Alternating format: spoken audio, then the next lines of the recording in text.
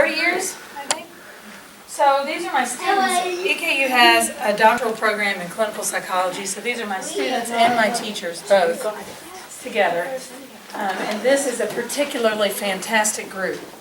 So all these women have worked with and met people with autism all kinds of different ways. Some of them have siblings with autism or intellectual disabilities, siblings, cousins, friends.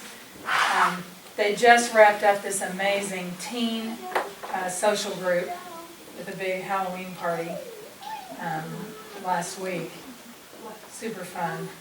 They're just a great group. They are. So I'm going to start by just giving you a little bit of foundational stuff about anxiety. And what are you guys doing?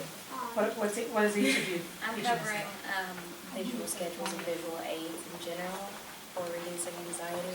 You have some samples? I sure do, and I was actually going to get some audience participation and you're going to fill more out. So yeah, you know, I don't know if you guys know, do you guys know the ABC model, antecedent behavior consequence model? Yes, you do. So behavior is the behavior that you might want to target, either increase or decrease the behavior. Antecedent is what comes before the behavior, and the consequence is what comes after. So what you're going to talk about is an antecedent modification. So you want me to do? I didn't say any Yeah, words. come on. Go on. Come on, I just started. I can break. No, come on, whatever you want to say. I can do it during a break. Okay. Welcome to everyone. I'm Sarah Spraggins with the Autism Society of the Bluegrass, and we are really pleased to be able to have all this good information here for you guys. Just a couple of, and I'm sorry to. I didn't know you wanted me to do it while you were going. Perfectly interruptible. Remember that. As soon as you have to interrupt, right? Go ahead. A couple of announcements. Joe, you can make your announcement about what the big thing that you have coming up. Okay. Tomorrow, a group at UK is doing a sensory-friendly Halloween bash. It's 1 to 3. It's going to be at the Taylor Education Building, and they're going to have, the way I understand it, they're going to have like stations. So a child, it's sort of a trick-or-treating primer, and but they'll have kids go to different stations, and once they have, then they go to an area where they get a bag of treats and toys and that sort of thing. So that is, and they're having a pumpkin decorating, and they're going to have costume contests, a bounce house. So it's trick-or-treating practice, they're calling it, but it's 1 to 3 at the Taylor Ed Building, room 151, and they're going to use the courtyard if weather allows. Our Monday meeting, you remember what our Monday meeting is? It is something. There's going to be one. There is going to be. It's how the schools, the Fayette County Public Schools is. That's right. Our autism community. Helping our community be more autism friendly. Yeah. So we have a couple of the autism resource specialists from Fayette County who are going to be at the meeting and talk to us about everything that Fayette County does to try to assist our kids, and they're going to also have comment, and there's going to be another official there as well that Melanie got. Melanie is our meeting planner, and she does an awesome job connecting with people and getting them to do things for us. Who are the autism consultants who are coming? Tanya Sturgill is one. Amy Oates? Huh? Is Amy Oates coming? Amy Oates, Yeah. yes. So they're going to be there, and then before, and I'll branch off of that after I remind everyone that we do not have a November meeting. Our meetings are always the last Monday of the month. We don't have a November meeting because it always conflicts with Thanksgiving week, but our Thanksgiving and Christmas meetings are combined on the first Monday of December as a potluck, and we generally don't have a topic or set speaker, but we have discussion among us, and potluck is just a nice holiday It's really fun. gathering. Yeah, I got to It try to really make is. that one. It is Yeah, really it's really fun. You have an opportunity to talk to people who come to the meetings all the time, and some people who sometimes miss the meetings. If you want to be on if you want to know about all of our upcoming meetings, and Melanie has scheduled well in advance, we have all of our meetings scheduled for a while in the next year. put your email address, if you're not already on listserv, put your email address on the sign-in sheet in the front, and you will automatically receive announcements about meetings, workshops, anything that we're putting on, and just other, it's always autism related. So branching, as I said, off of our Monday meeting, in which we will have representatives from Fayette County schools talking about autism resources. Another thing that they will discuss is the recent news, which Joe has been involved in, and you all probably heard about. It's been national, international news. Yeah, it's been international news. My son, Thatcher, who's sitting right back there, he was dragged down a hallway by a special education teacher and a school nurse. And that was international news. So on November 5th, As it should be, right? yeah. On November 5th, there's going to be a silent protest to represent that our kids either can't or don't speak for themselves. And we're going to hold signs and petition for cameras in classrooms and better staff and teacher training. That'll be November 5th, 10 to 12, in the Rotunda in the Capitol building. Are you ready? Yes, sir. That was my announcement. How about it's okay to just sit in the gym at Tates Creek when you want to? That too. I just don't understand the whole incident and why it was so important to somebody. That's a good question. And that's why staff training is a great Someone goal. should have sat down next to him, made him feel comfortable, given him time to be ready to go, Right, or he communicate in his own way. right. And I don't understand the whole thing. And I'm very sorry that happened. I don't My daughter understand it graduated from Tates Creek last year. So I Yeah, know that that happened. gym, and I know how incredibly ridiculous it is Yeah. that he shouldn't sit there if he needs to. But we definitely, or I definitely want to see better teacher and staff training. Yeah. So that incidents like that don't happen again. And cameras in classrooms to prevent people from wanting to do that sort of thing, thinking that they can get away with it. And you know, so here we go back to the ABCs, antecedents, behavior, consequences. So staff training is an antecedent intervention. You're going to try to teach people, help people understand better ahead of time. That's antecedent. And then the consequence part is you're going to try to put cameras in so that people, humans will do what they can do. Humans will get away with what they can get away with. So if there are cameras there, that's a consequence intervention, which hopefully will remind people, don't act like a fool. And in my son's case, there were cameras, they were in the hallway. Luckily. Yeah, and there's been a lot of people who've come forward who said something happened to my child and it wasn't caught on camera. Well, my daughter last year, when she was still there, saw someone get dragged. And she said, boy, if I see that again, she didn't have a cell phone. I need to take a cell phone. If I see it again, I'm going to take a picture of it, Right. It's, All right, I think that's about it, all we have in the way of announcements, but except everyone remember that there are things to eat back there. There's coffee, orange juice, water. please eat lots of Lots donuts. of donuts, so help yourselves, and thank you so much for being here, everybody. We can't return those donuts. Please eat them. Yeah. Sarah's taking them home.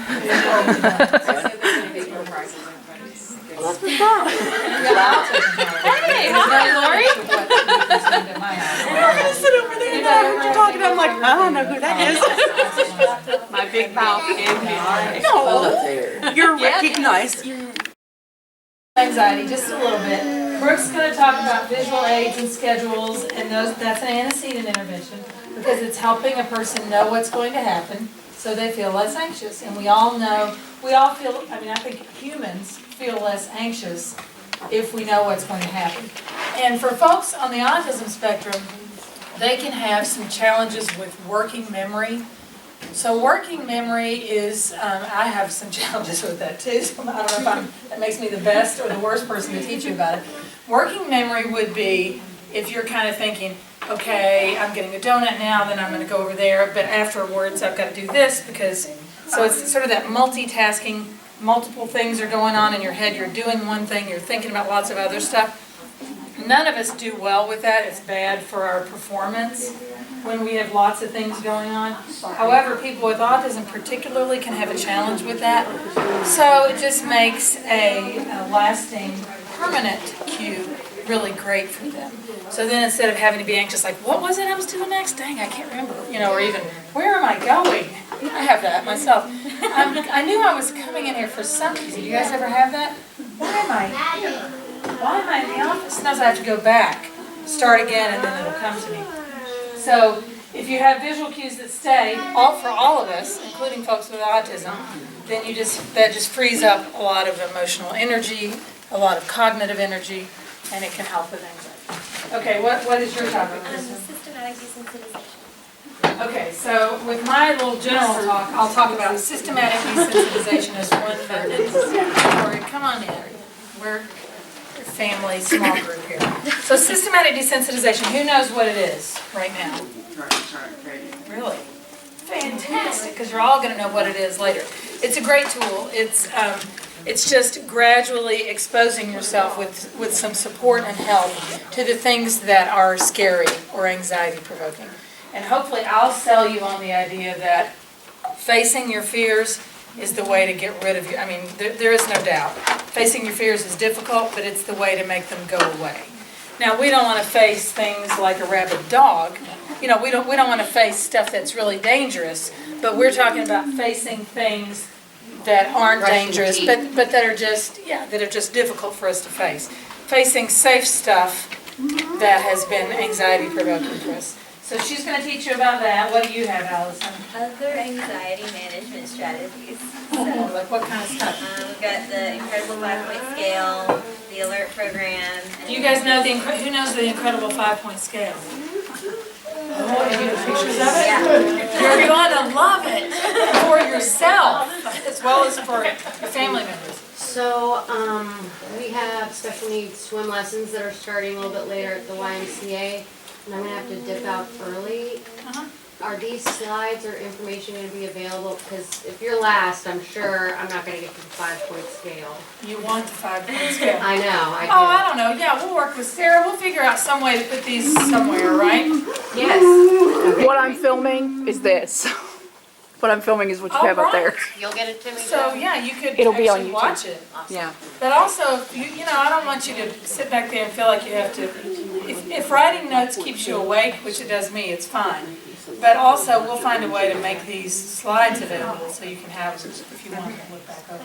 I always think I'm going to look back over them and then I never do.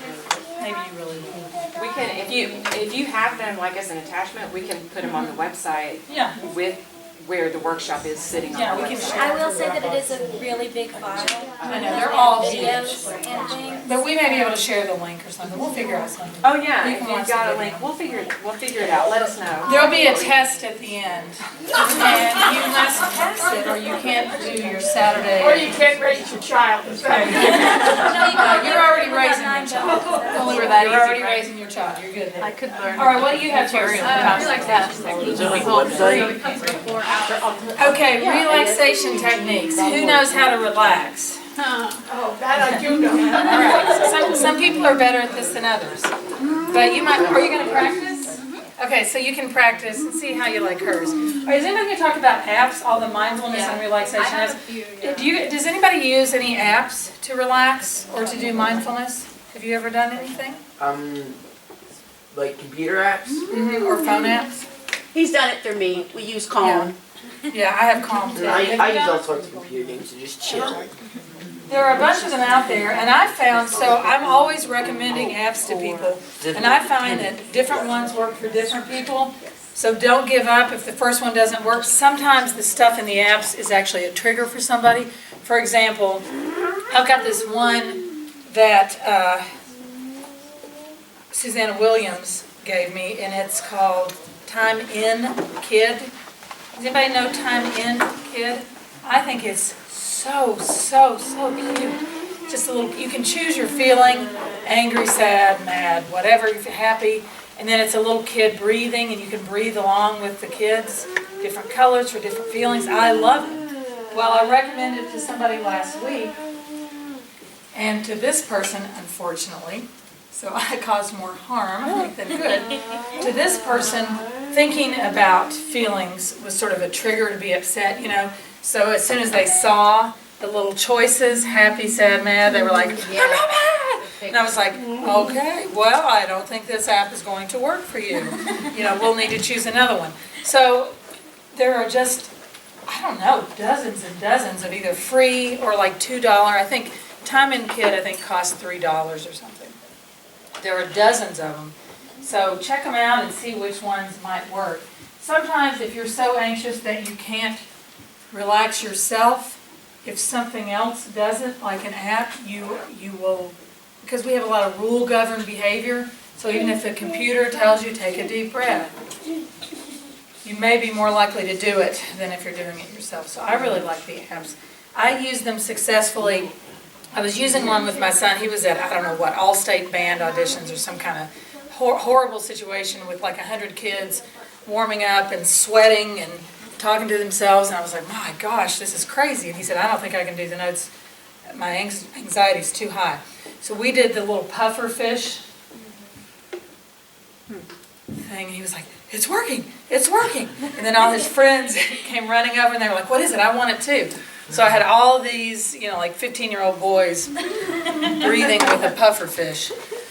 Isn't that Settle Your Glitter? Yeah, Settle Your Glitter. Not available anymore. I know, it's not, you can't get it, so I can never get a new phone because Settle Your Glitter's on there.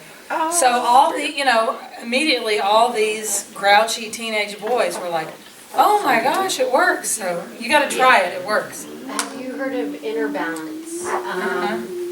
It's, Is it an app? yes, but it's not free, but How much is it? it's about $100. It comes. Holy beans. It better come personally to my house. Yes, it does, and it comes with something that monitors the heart rate variable. So it shows when you're in balance with colors. So green is you're in high coherence, blue is you're in coherence, and red is you're out of it. And those colors don't make my son upset. We're feeling, Yeah. when he thinks about somebody else Yeah, sad, it's he'll get sad. aggravating. Yeah. Neat. So it's color-based, and So is the incredible 5-point scale. it is. You might actually be able to use that with the Okay. scale, because sometimes people don't even know what they're feeling, and this could give them that cue from the outside. Miss, Yes. have you heard of some games that are like, they weren't made to be therapeutic, but the way that you play them is like just extremely therapeutic? Like, have you ever heard of a game called Minecraft? Yeah. Yes, I've heard Just of it. building something is just like so relaxing. Great. It's so relaxing to just So build. what you're pointing out is that different people have different things, sort of go-tos. Like whenever I to relax. just need to relax, I just get on the computer and just build something big on Minecraft. Great My son idea. does that It's just too. so relaxing. That is a great And idea. then when you get it completed, it's like, oh yes, finally. Lots of people, I've noticed lots of kids are doing some kind of video game or gameplay these days.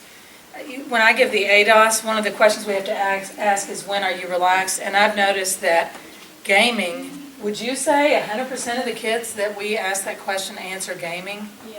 Which probably could be some research, actually, to be able to publish the answer to that.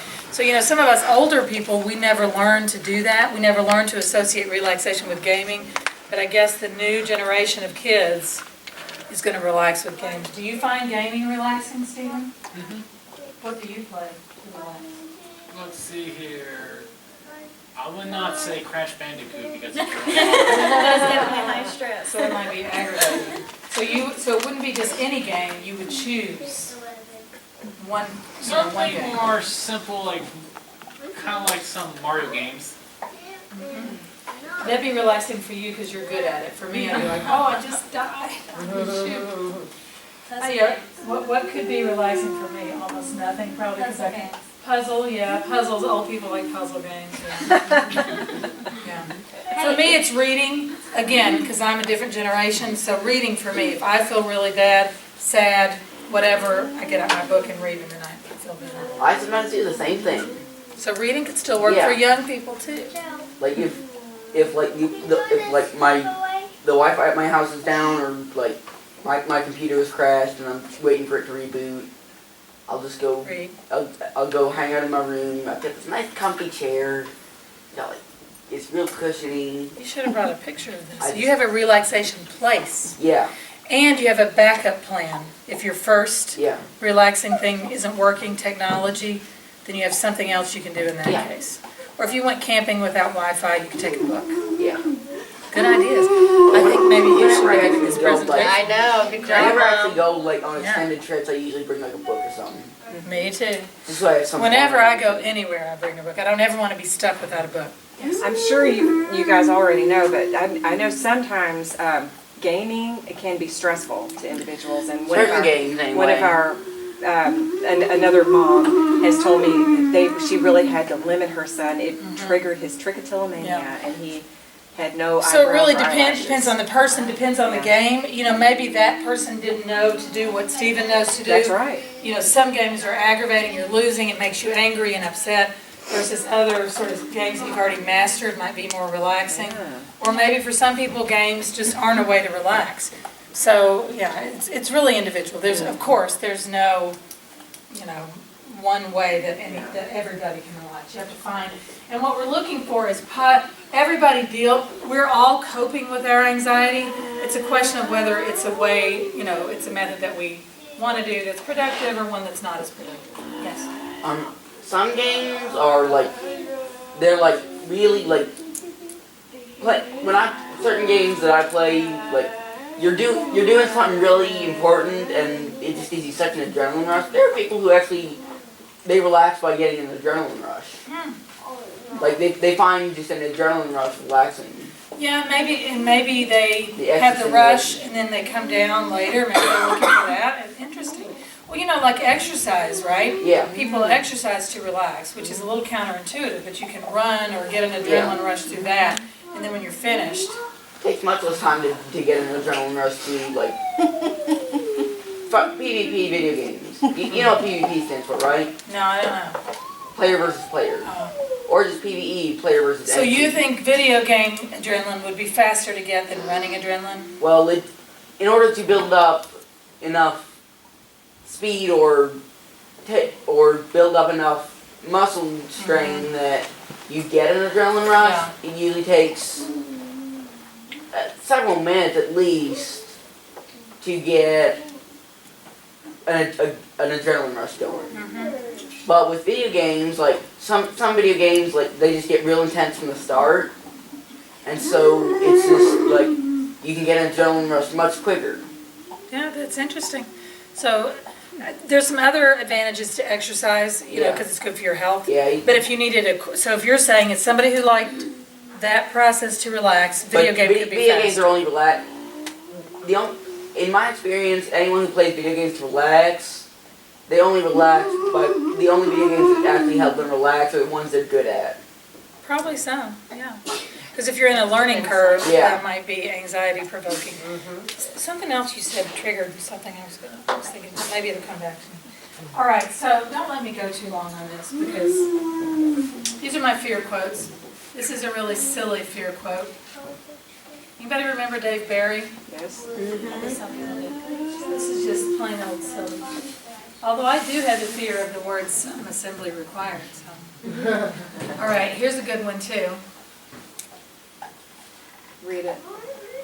Stop the obsessive compulsive behavior. I will stop myself. And then the little guy says, What did he say? he says, it doesn't get any better than this. So somebody has thought they were punishing this person by making him write something 100 times, but really he loves it. So it doesn't always work out the way we think it's going to work out. Cute little kid. So, actually while we're thinking about, I'm going to talk about my sort of wave and vote theory. Okay. So this is sort of the Bundy theory of anxiety symptoms. Yeah, I want to trademark this. This is how I understand anxiety. And to me, almost more than anything else, what you could take home. So they're going to give you some techniques, but I'm hoping I'm going to give you a different way, a way to think about anxiety. So what are some anxiety symptoms, some surface anxiety stuff that you can think of, that you might see in yourself or a family member? Or me? I'm full of them. Nervous twitches. Okay, and we're going to look at some of that stuff. So breathing changes, tics, or whatever. Yeah, I'm full of them. Yeah. One thing I noticed about myself is that if I get really nervous or tense, like, if I'm sitting down, my legs will start to like just bounce up and down a little, like, Yeah. not like tapping, but like, it'll just go like, Shaking kind of. shaking kind Yeah. of. I tap on purpose as a calming thing. You can tap on purpose, but you're talking about accidental kind of like. It's just kind of like shakiness. impulsive. Shakiness. What else, guys? Tics, definitely a good one. Tantrums. Could be irritability, could be tantrums, all these things. It depends on the person. So I think of all this stuff as the above ground, surface level symptoms. These are usually the things that people might complain about. I'm doing this, my child is doing this. That's all surface. And then underneath it, and I have a vision of it. It's like a cavern underneath there with an underground sort of river, like a cave river. That's your holistic level of anxiety. Then there's the boat that floats on top, goes up and down, depending on your overall levels as they wax and wane, as the current goes. So instead of doing a whack-a-mole thing where we try to whack down, shaking, tics, and focus on symptoms, little symptoms all the time, or what triggered me to think about this is OCD stuff. So another symptom could be I'm getting more compulsive. 1, 2, 3, 4, 5, 5, 4, 3, 2, 1, 1, 2, 3, 4, 5, 5, 4, 3, 2, 1. For me, if I start that stuff, then what that tells me is, oops, the overall, that underground river's up. Okay, how can I live with that underground river? Kay would say you're going to breathe with it and accept it. You're going to say to yourself, anxiety's up right now. A lot's been going on. It's the end of school, whatever it might be. I would say I'm going to do some relaxation or meditation to see if I can bring that underground river down. When it comes down, then all those little surface symptoms will go down too. When the boat goes down, all the symptoms. So I don't worry about the symptoms necessarily. I don't go in there and attack OCD behaviors. I don't go in there and attack tics. I just live with those and let those ride, and I take the wave down, which for me, I do it personally. I do it through mindfulness meditation and relaxation. So if I notice I'm doing leg shaking, or I don't know, what would it be for me? So many choices for me. I'm a real anxious person, so, whatever. If I'm doing, I'll be like, oh, right. The anxiety stuff's up. So I'll say, I think I need to do a mindfulness app. Bring that down. Then the symptoms will go down. So the reason I sort of developed this story, this way of thinking of it, is because I find that people can drive themselves crazy chasing individual little symptoms, right? And worrying about all of them, a whole list of them. Don't. Just address the overall levels. And also, to some degree, accept the overall levels. Sometimes I think we reject our feelings of anxiety too quickly. We want to distance ourselves and stomp them out. The other thing is just to say, I don't know, for me, so I have a final, I'm in the series of classes and I have a final exam that I'm taking tomorrow. I'm not prepared for it. So today, if I start, I'll just say to myself, yes, take some breaths. You have a final exam tomorrow. Your anxiety's up. It's good. It's okay. And it will come down when you complete that. So if you've got a situation-related anxiety, you can just accept it and breathe through it and live with it. If you can't figure out, let's say I didn't have a final, I was like, why am I feeling this way? Then I can do mindfulness, I can try to do one of their techniques. Or maybe I'll do, I need a list. I have 6,000 things to do. I can't keep it in my head. I must write it down. So anyway, the idea is, don't drive yourself crazy about all the symptoms. Think about what's underneath and act on that in some way. Choose a plan to act on that underneath stuff if you can. So how, what you said, the mindfulness, acknowledging why you're feeling that way, is that something you would recommend to do for someone else? Like you would? Yeah, the way I would do it for someone else, if they can understand language. If they can't, then you're going to go to some of your picture kinds of things, right? Let's say you've got a 7-year-old that isn't talking. Well, they can't write their own list. They can't write. But you could do an object schedule, right? And you guys probably do, right? Object schedule, picture schedule. So you're going to help them with that. But also, if I'm dealing with somebody else, I might say, wow, you're really not. You're very still. So you're a perfect example. Let's pretend you're wiggling. You sure are moving around a lot today. We always pace, but you're pacing extra. Wonder if anything's going on. I wonder if it would be good to do a centering activity today and do some breathing, because all that moving's telling me that some kind of emotion, maybe some worry or something. So you could reflect like that, and then just sort of prompt the person if you observe something, because that way you can be helping them connect with, what does this mean? My body feels not okay. What can I do to help my body feel okay? That's kind of what I think. And you have in your mind this whole cavern thing, but you can just point out your observations if the person will accept it, which I know in autism, sometimes it's not very easy. You have to figure out, and you guys, parents are the ones that know how to get in there and get somebody to accept an app. You can reward using some of these strategies at a time when a person's not upset, of course. We don't want to go in and only use these strategies when the person's super aggravated.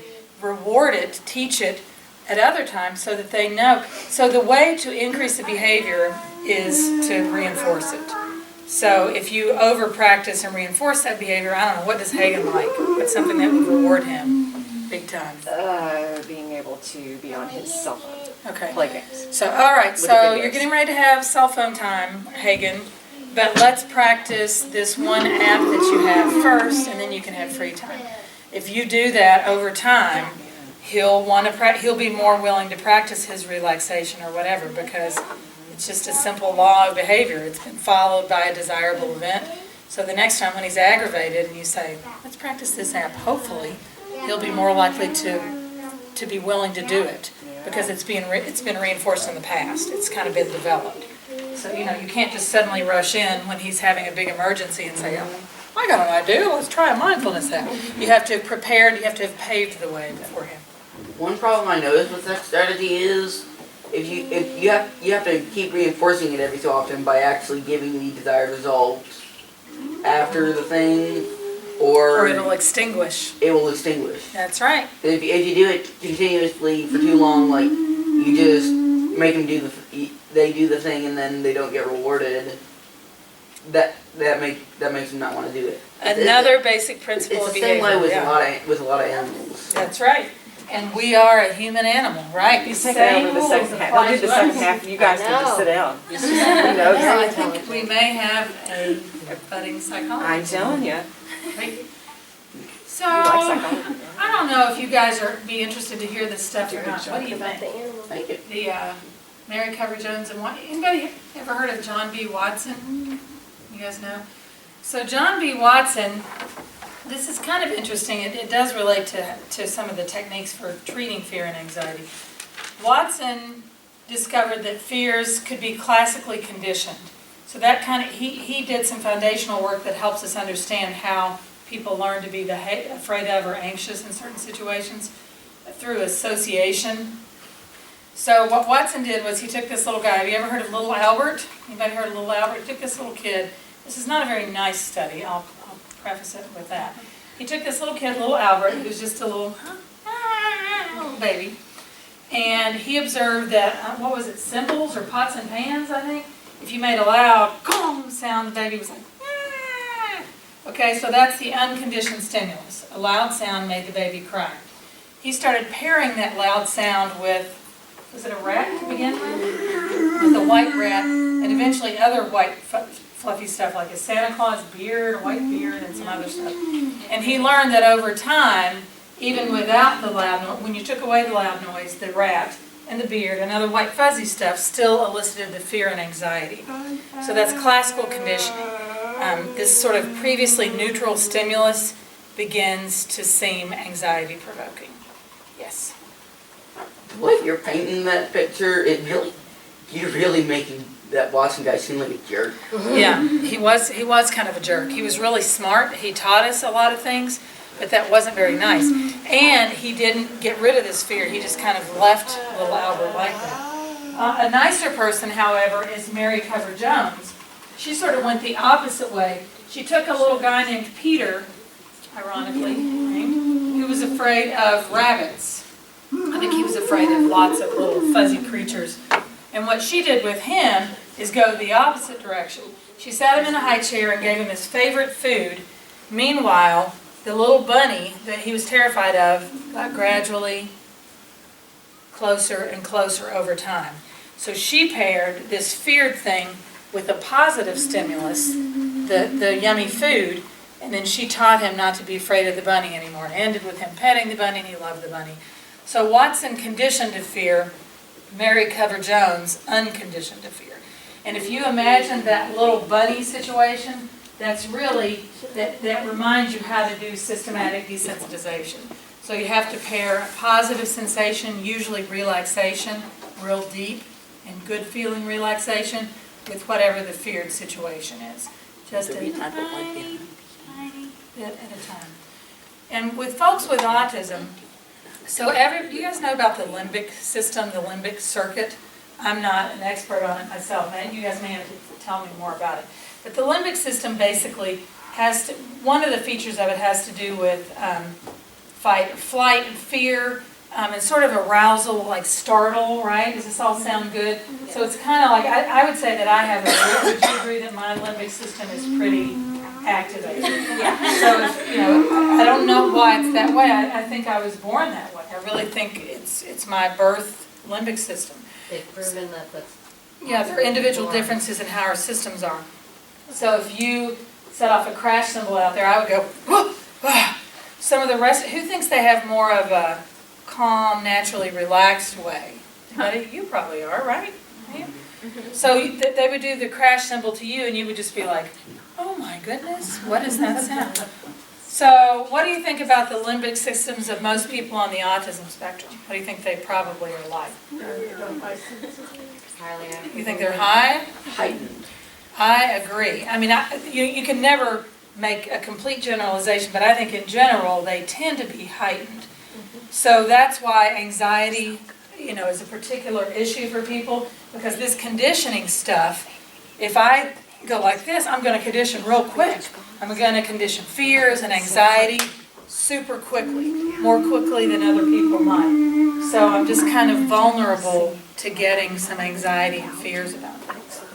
One thing I've noticed about most kids with autism, they seem to have like somewhat heightened senses, and so there are certain other functions of their body relating to those senses are somewhat heightened, not necessarily proportional or correlating, but Yeah. there's just, with differences in sensory perceptions, then there's usually differences in there's usually differences in the internal stuff that turns that sensory stuff into forms that the mind can understand. Yeah, so you're right. So there's the limbic element of it, and then there's the maybe sound louder, maybe sights really seem brighter. So all that stuff goes together to make people with autism a little more vulnerable to having to work with anxiety and fears. So some of this we've already talked about a little bit. You can think about what you do motor-wise, what your body's doing sort of underneath, what you're saying to yourself, right, self-talk, all these different kinds of things that go along with fear and anxiety. And we can work with managing our fear and anxiety in all these different areas. So when we're talking about relaxation and mindfulness meditation, mindfulness kind of hits both of these. Relaxation's probably hitting this. It's lowering some of these things. And then talking to ourselves can do some of these, like thought replacement. So can anybody give me an example of an anxious thought they've had? Yes. Sometimes I worry, like, if things are really starting to look bad, I worry, like, what's gonna happen? Like, is this going to clear up? Am I going to have to make some very serious lifestyle changes to cope with this? Yeah, so maybe you're thinking like something bad could happen. Yeah. Something bad may be getting ready to happen. So that's sort of an anxious thought. So we could try to do a thought replacement. I don't know, what else could you say? How could you replace that thought with a more calm, rational thought? Anybody? Anybody have an idea for them? I'm safe, I'll always be okay. Yeah, which is not exactly true, but you may need to tell yourself that in the moment. I'm safe right now. Or if I had that thought, I might say, I'll take this one step at a time. What's my next step? So one of the things that we do in therapy is that we try to figure out what replacement thoughts work for the particular person. So everybody has their own replacement thoughts that feel good to them. A waterline, I have a lot of dental fear. So if I'm in the dentist chair, I have honestly, I think I get so scared that I go back to very simple things like, I'm going to be okay, I can handle this, breathe, I'll always. Yeah, I don't do that, but I should say that to myself. Breathe. I think I just go back to breathe. I can handle this. I should start to say, I'll add that next time. It will be over soon. This is temporary. That's a good one. That's a good mindfulness kind of thing. This is now, this is temporary, this won't last forever. Kids need that in particular because kids, some of us older people, through life experience have learned that things change. But if you're 10, how could you know that? You haven't experienced that. And it may even not be a useful thing for a 10-year-old to say. It just may not make any sense to them. So just think about what would be some calming kinds of things. What about motor responses? A lot of times we rely on consequences to manage these. So Brooke, if you can stay, this is a scary situation, being in front of this judgmental audience. Just kidding, I hope you're not judgmental. So if you can stay in here for 5 minutes, it's going to be a big challenge. Then we'll reward you with, what would be a big reward for you? Mashed potatoes. Mashed potatoes, okay. We'll reward you with a serving of mashed potatoes if you can stay in here for 5 minutes. So sometimes, if you tremble your lip, whatever, tremble away. But a lot of times we do want to see if we can keep people from running away because that could be a dangerous behavior. Maybe if they bite their nails too much, we want to come up with some alternatives.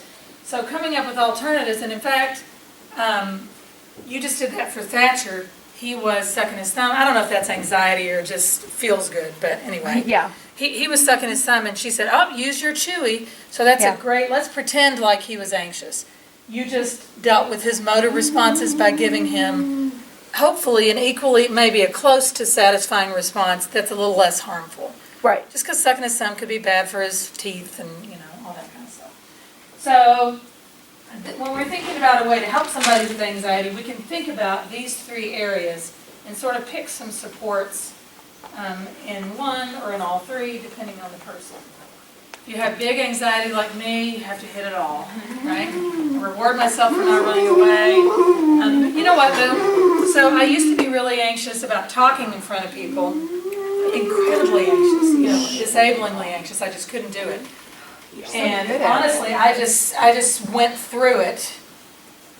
I prevented myself from running away, and exposed myself to it and messed up enough that I was no longer afraid of messing up. I had already done it 200 times, and I lived through it. So exposure, I'm going to talk about exposure to the situation while using all your coping mechanisms is really the way to cure anxiety, to make anxiety go away, particularly to make fears go away. So if my fear is speaking in front of people, the horrible truth is the way to cure that fear is to speak in front of people. If my fear, and you know what, my dental stuff, so my fear of speaking in front of people is mostly gone. If you put me in if I was speaking in front of, I don't know, the United Nations, I would probably be scared again. But for familiar audiences, I'm good. However, the dental thing I still have. The reason why is because I haven't done it enough. It's just rare, it's intermittent, and so that fear has continued to be strong. If I went to the dentist every single day and had him drill a little, or mess around with my teeth, well, it would go away, right? Eventually it would go away, probably, or it would reduce quite a bit. So it can be hard to do exposure-based treatment if it's something that doesn't happen very much. But if it's a fear that you really need to tackle, maybe you'll make it happen a little bit often. Somebody was afraid to go to the doctor's office. Inconvenient, but if you just went to the doctor's office and had a snack there, 100 times in a row, it would work. It would be awful in the beginning, and by the 100th time, the kid would be like, I'm ready for my mashed potatoes, let's go on in here. So exposure, repeated exposures with supports in all these areas can be helpful. The problem that I always run into with all of this is that sometimes the responses to the anxious situation and the intensity of the anxiety is so off the charts. That's right. So, That's right. it's like, how many dentists can you go to? That's How right. many doctor's offices can you go to? And Yeah. educating people about what's going on, is great, but they still are in a situation where they have other clients there. That's right. And you don't know how to do it. So if the behaviors if the motor responses are really big and unmanageable, then you've got a couple of different things you can do. One of the things that you can do, which will take forever but will eventually be effective, is to make the steps unbelievably tiny. So, so this person, you're not going to be able to say, come on, I'm dragging you into the dentist's office. But what you could say is, we're going to look at a picture of a dentist office and a dentist chair today for 3 minutes while you breathe, and then you're getting a big reward. You know what I mean? So, and what we do, what Kristen will show you is for systematic desensitization, we make, I'm old-fashioned, so I do it on index cards. I might come up with 20 different tiny pieces like that, and I'll have the person order them from least scary to most scary, and then we'll go through them, relaxing and doing it. And it might mean, for who knows, it might just be saying dentist. It could be the side of a dental chair. You would not be able to plunge into going to a dentist office. It would have to be something much smaller. And I had another thought about that too. Oh, the other thought is, sometimes people do medication to help manage the exposure. Medication without intervening in these areas and without exposure to the anxious situation won't be curative. So as soon as you stop the medication, the anxiety comes back fast. But anxiety medication can be a temporary tool to allow the person to cope with doing the exposure, doing the practice, working on all these things. If their anxiety is so high that they can't practice anything, then you will never get anywhere. So I don't like medication only, but for people that just can't get exposure to the scary stuff, like let's say you're trying to get somebody to go into Walmart and it's sensorily overwhelming. If you just can't even get in the door, if you can't get in the parking lot, you may need some support. Yeah. So anyway, that's just a thought. Also, a question about rewards. What happens when the person is so focused on those rewards in order to cope with everyday stress that there is no reward left? And if you were to take away what would be the reward, they would simply not cope and become violent. Great example. Right, this is a great example. So you really can't take away somebody's favorite, sort of the things they need to survive. So you're going to have to get super creative and think, what does this person not have that they would love? Sometimes and then it's reserve so narrow what they want. I know. That you can't. Yeah, there's probably something somewhere. There's probably something, some variant, some valuable variant that you could find and reserve. If you can reserve some mashed potatoes, sorry, Brooke, you don't get mashed potatoes. So that one doesn't work. We don't want to take away her mashed potatoes because it makes her happy every day. So we have to keep looking. Maybe, I don't know, maybe it's Applebee's mashed potatoes are especially good and she only gets those. We would somehow pick out something to make a special treat. The other thing that you want to do is I'm really big on labeled praise, right? You want to use labeled praise along with it so that hopefully eventually the praise is valuable. So tell yourself, I did it. Tell yourself, I faced my fear. Tell yourself, I didn't run out of the dentist office. I really wanted to. I stayed in the chair. I have clean teeth. My feelings are complete. That's what I say to myself as I'm leaving and I'm thinking, this was, horrible.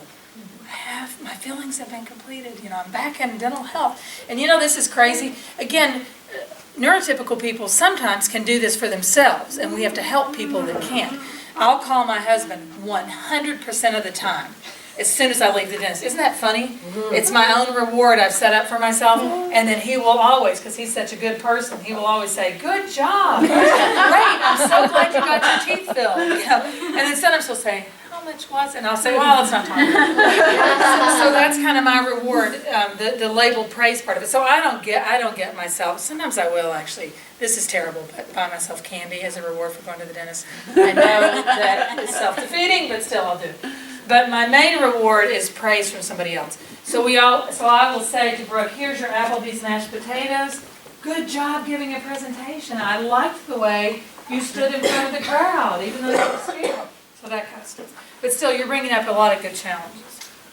So in raising children, most children have anxieties and they're humans. very simple anxieties.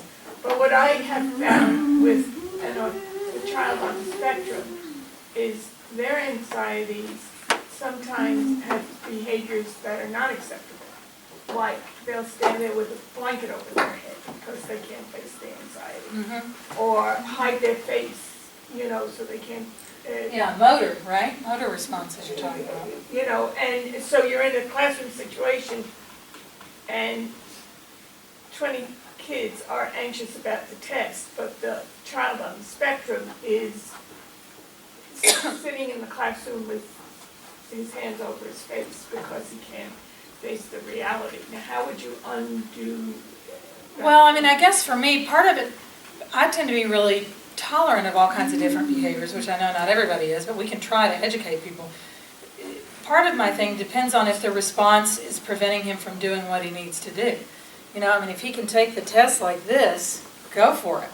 If he can take the test under a blanket with a flashlight, there's no cheating involved in that. So you can educate teachers, you can educate the ACT company, maybe, try. You can educate classmates. Different people have different needs and different situations. If his limbic system is super activated, maybe he can't just relax and cope with it the way the other kids can. Maybe he needs his blanket and a flashlight for the test. To me, if he gets a better score on the ACT, for example, under a blanket with a flashlight, go for it, do it. So I would try to educate people about that as much as you can. But if what he's doing is keeping him from functioning, he literally cannot complete his function when he's doing it, then you can work on some alternatives. You can remember the Joe Grayson method. Remember to use your Chewy, or put in your earplugs, or I'd offer wear sunglasses. your weighted blanket, or what? I'd offer him sunglasses. Wear your sunglasses. So think about ways to there's some function to what he's doing. It's helping him. Is there a way to take that and maybe be a little creative with it so he can still get some of the function and still do his task that he has to do? This stuff is not easy, right? No. It takes a lot of creativity. This But fellow what I over here found is has a that question. parents and people will listen to parents. A lot of times, parents have some ideas, or people themselves. Look at all the ideas you have for yourself. So someone working with you would just need to listen to all the thoughts that you're having, work with you on it. What are you thinking? One of the things I notice is if I'm starting to get overwhelmed, like if I'm at home, usually if I'm at home and I'm getting overwhelmed, I'll run up to my room, shut myself in. If I'm able to, I'll lock the door and just kind of sit there with my weight against the door. Just kind of stay in there. Keep your mom from busting in. Stay in there for 15 minutes to half an hour. Before you do that, does your mom just know when you do it what you're doing? You already kind of know what that means? So it just, if you were doing that with somebody who didn't know you well, all you'd have to add is like a little card or saying, I'm going to have to take a break right now. I'm going to have to take I actually had a college student who had the same kind of thing, and his teachers in the other, it was a big assembly-sized classroom. He'd get overwhelmed. I don't know, do you guys ever have that? This material's too hard, I can't do this, and he'd have to take a break. They didn't know what he was doing. He would clatter out, look noisily, and everybody would be like, what's happening? They didn't know what he was doing. He didn't know how to tell them. So the teacher complained to me, and then I was able to go in and explain. Sometimes he needs a break. It's fine. He'll come back in when he's ready. It's cool, guys. And then everybody was fine with it. So before they were worried when he'd run out, but then after we explained, they were okay when he'd run out. He would just go to the bathroom. He'd do the same thing, actually. He would also put his back against the door because he could not handle somebody coming in. He would just sit for a while in the dark, and then he'd go back in. So sometimes it's just communicating with people, because you have a coping mechanism. It's an okay one. You just need people to know what you're doing and why. They don't need to come after you. You don't want them to come after you. You want to be left alone. My mom doesn't like me locking the door, so sometimes I just don't lock it. Yeah, she worries about it if you lock the door. if I was strong enough, I wouldn't lock it. I would just move like one of my bookshelves in front of it. But your back against the door is a good, I like Yeah. that because it still gives you some feeling that you're in there alone and that people can't Yeah. easily open the door. But if it were an emergency, your mom Yeah. could get in that way. So Yeah. you kind of came up with a compromise. So sometimes we have to sort of reason through what are some deals. And you can use Brooke's visual ideas you could write down. When I'm feeling overwhelmed in biology class, these are the things that I've agreed that I will do. That way, everybody knows what everybody's doing. I think I have one more thing I'm going to teach you, and then I'm going to turn it over to these guys. I want to teach them, if I can, that two-factor thing. Okay. So I've talked a little bit about classical conditioning and operant conditioning. Let's look at it again. So in this case, the dog has been fed after the owner whistled. Then the dog comes and the dog gets food, okay? So the dog has learned that that whistle means something good. Whistle means food. So he comes running, and he may even salivate when he hears the whistle because he knows food is coming. So that's classical conditioning. You just associate these two things. Operant conditioning is a consequence follows your own behavior. So the dog isn't behaving with the whistle and the food. It's just happening together. In this case, the rat is pushing the bar and getting food. So he's learned that his behavior is followed by a consequence. That's operant conditioning, a voluntary behavior and a consequence. So there's this, I'll come back to this, but there's the Maurer two-factor theory that is a good way to explain how fears get developed. And an easy one, I don't know if anybody have family members that are afraid of dogs by any chance? So my brother-in-law used to be afraid of dogs, and poor him, he got me for a sister-in-law, and now he's not afraid of dogs. It was a little bit of an unpleasant interlude there, but I worked with him because I have a lot of dogs, and he couldn't come to my house, and it just became a problem. So here's how he probably learned his fear. Okay, he has autism, so he's going to condition quickly, because when something happens, he gets a really quick internal response. His heart rate, all that stuff. He's definitely an anxious person. So, so he has a high level of baseline anxiety. The water running through the cave for him tends to run high. So what I hypothesize happened is that he had that fear from toddlerhood on. Probably as a toddler, he was walking around all cute. And what might have happened? A giant dog came up. Yeah, maybe a friendly dog even. But a giant dog came up and was like, oh no, what is that? Or maybe it even jumped on him or knocked him down. We really don't know what happened, but it's easy to imagine that something like that could have happened because he has that high baseline anxiety condition. No way, big, slobbery thing. Not gonna do that anymore. Okay, that's how the fear was developed. That's step one. That's factor one. Factor two is avoidance. So, over time, whenever he saw a dog, and his nice mom didn't know about fear stuff. So she's like, oh, of course, no, you don't have to see that dog. Go away, dog. Come on, it's okay. And so, when he sees the dog coming, his anxiety is high. Then his mom allows him to avoid the dog, because she's a nice person, not unlike me. She allows him to avoid the dog. The dog goes away, he sees the dog vanishing, and his anxiety goes down. I feel good. Okay? So, avoiding the dog has gotten reinforced to the point where he thinks that's the only way to feel good, is to avoid whatever the situation is. It gets practice and practice and practice. He sees dogs all over the place. He avoids them every time by running away or getting picked up, and over time, he gets a super strong avoidance response. His anxiety goes really high when he sees a dog, and then it comes way far down when the dog goes away. And then next thing you know, you've got a phobia, a dog phobia. And he got to the point, so who cares if he's a little afraid of dogs? Well, it became a problem because he could not go outside at all, period. He would have to go literally from his house door to a car door immediately. He couldn't even walk down a sidewalk this long for fear that a dog would come. So his avoidance generalized and became so big that it was starting to hamper him. So we did an exposure program. We did a real step-by-step kind of thing to try to do this. And what you have to do is get him exposed to little bits approaching doggishness and teach him relaxation. and keep him in there long enough, keep him in the situation long enough that his anxiety goes down, then his mind learns, oh my gosh, I can have relaxation with a dog around. I thought I could only have it, I thought I could only experience it when the dog was gone, but now I have it when the dog's around. And the other cool kind of autism thing that I did with him is I combined the dog stuff with his intense interests. So he really loved weddings. You guys have read this article probably, right? He really loved weddings and everything about them, wedding dresses, invitation lists, favors, all that stuff. So you know what I did is I staged a dog wedding, I videoed it, and everybody that I knew that had a dog, I had a little dog veil, so I made him, he also liked photo albums, so he got a photo album of, let's say he loves you. It's you, your dog, with a little dog veil, or a dog favorite thing. So we exposed him, and he liked the weddings enough that he was willing to tolerate the exposure.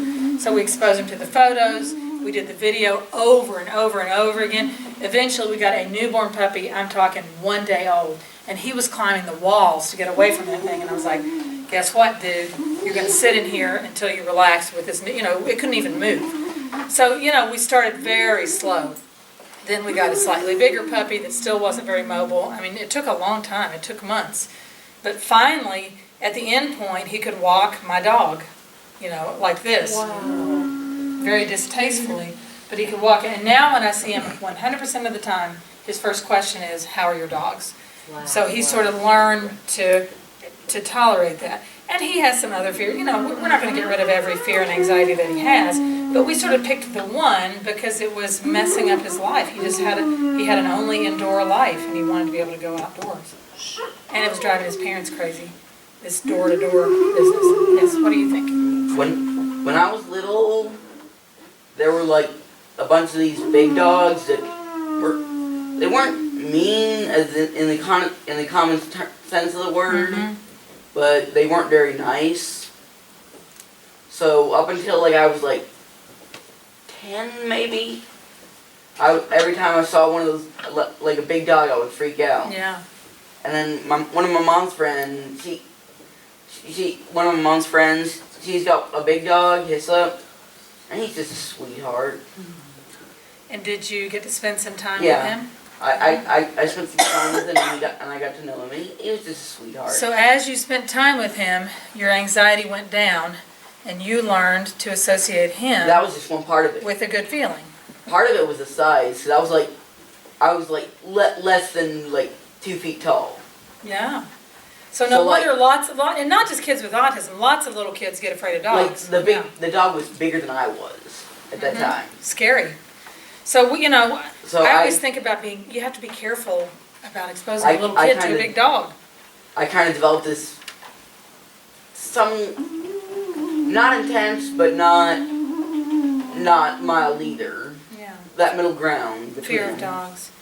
And so And did you deliberately get him practice with this friendly dog to help him with that, or it just naturally happened? I just kind of... And so sometimes fears can go away through natural occurrence like that, and then sometimes they can't because they're so intense that it won't happen naturally, and then you have to do something more deliberate. Yes. So what I did was, a bunch of my neighbors have dogs, and so I would see them out walking the dogs. And so my mom, I eventually, even my mom, I saw them just walking without the dog, and I went out and introduced myself and got to know them. So eventually when they were out walking the dog, I would go up, say hi, and the dogs just turned out to be sweethearts. Good job. And of course the dog one is kind of an interesting one because not all dogs are nice. Yeah. So with that you also have to learn safety skills. Not all Walmarts are safe or whatever it is. You have to kind of come up with a reasonable way to teach kids about how they should approach something. Did you have an idea? Question. I was gonna see, so I didn't hear you introduce yourself. Do you offer services yourself? We do. We have a clinic. The EKU has a psychology clinic. Yeah, that was genius. A dog wedding. Yeah, that was fun. And the autism modification on that is because your gesture is perfect. You've got that narrow band of interests, so it can be a powerful tool. It can be a limitation or it can be an amazing strength because You can do so much, right, Mr. Weller? You can do so many things by utilizing that narrow band of interest. It's a motivator, a lot of times it's a talent, so why not use it to help people approach things? You know, it could be something simple. Let's say going to Walmart is really anxiety producing to me, but I mean, you can do all kinds of things with me. You can give me chocolate to eat while I'm in Walmart. You can give me a sucker to eat because I love sweets. What else do I love? I love dogs. You can give me a service dog to walk into Walmart. Boy, that would really help me if I could have my dog with me. So you can take the interests and put them in. Let's say your interest is in Mario, okay? You could have a Mario figure or a Mario squeezy, or what are those little things? Squishy. You could have a Mario squishy that you have in your pocket. So be deliberate about using the interests and work them into the tool that you're going to use, so that tool is more fun for the person. You may have to be creative. You may have to make a Mario mindfulness video or a Minecraft, meditation kind of thing. That's where the students come in. All right, that's it. Who's next? That's me. What are you going to tell us about? Are you going to use my computer? Yeah. How do you have it? I sent it to you. Okay. Let's see. How are you going to have it? We've got a technology transition.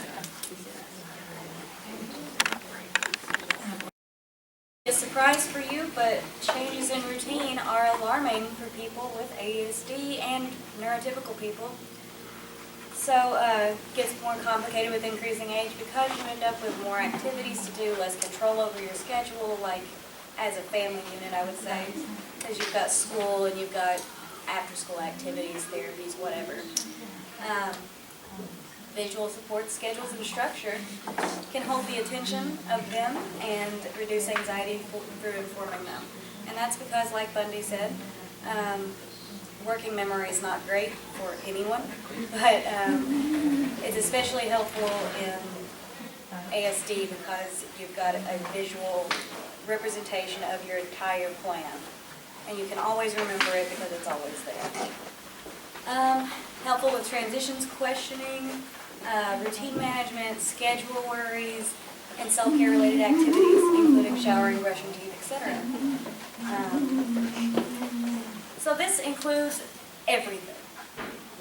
You can do anything you want with visual structure. You just got to throw in a little creativity and you've got it. I'm not going to read all these because they're there. Okay, labels. This was one of my favorite ones because when I was a kid, I was really afraid of, not afraid, I would worry whenever my parents left the house and I didn't know where they went. So this is just an example for the kid, but right there, it's kind of small, but it has a month calendar thing and it has a scheduled place where that kid will be all the time.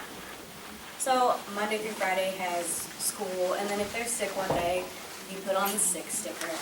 And then they know where they were, where they're going to be, what the plan is, that kind of thing. I also specifically like this coming for a visit one. So that's a pretty big change. It's somebody coming into your house, that's kind of your safe space, that's your place. And whenever you don't know this person well, it can be alarming. And it can also just be alarming because you don't want visitors. But when you know somebody's coming to visit you, you can put that next to this, and then you know that Sally's coming to visit. And then the person knows that Sally's coming to visit, so they're not alarmed when Sally comes to visit. I also liked, there was an idea, I didn't put it on here, but anxiety about parents being gone and that kind of thing. So you get essentially like the house thing, but what you do, I might have it over to you, no I don't. Okay, so you have like everybody's names on the board, okay? So mom, dad, kid. Mom goes to work, you put work up there. And if dad's at work, you put work up there. And then if the kid's at home, you put home up there. So whenever they're wondering where mom and dad are, because I ran into that a lot, especially when I was babysitting and that sort of thing, you can say, see, mom and dad are at work right now. They'll be coming home soon.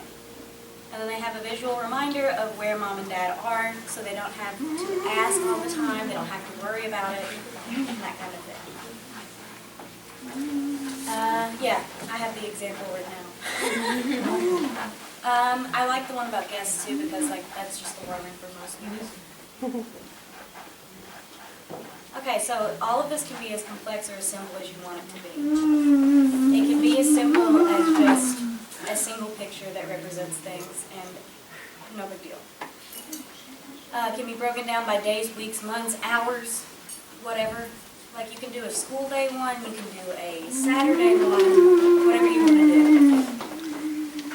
It's especially helpful for transition anxiety because if you know what you're going to do next, you can kind of prepare for it.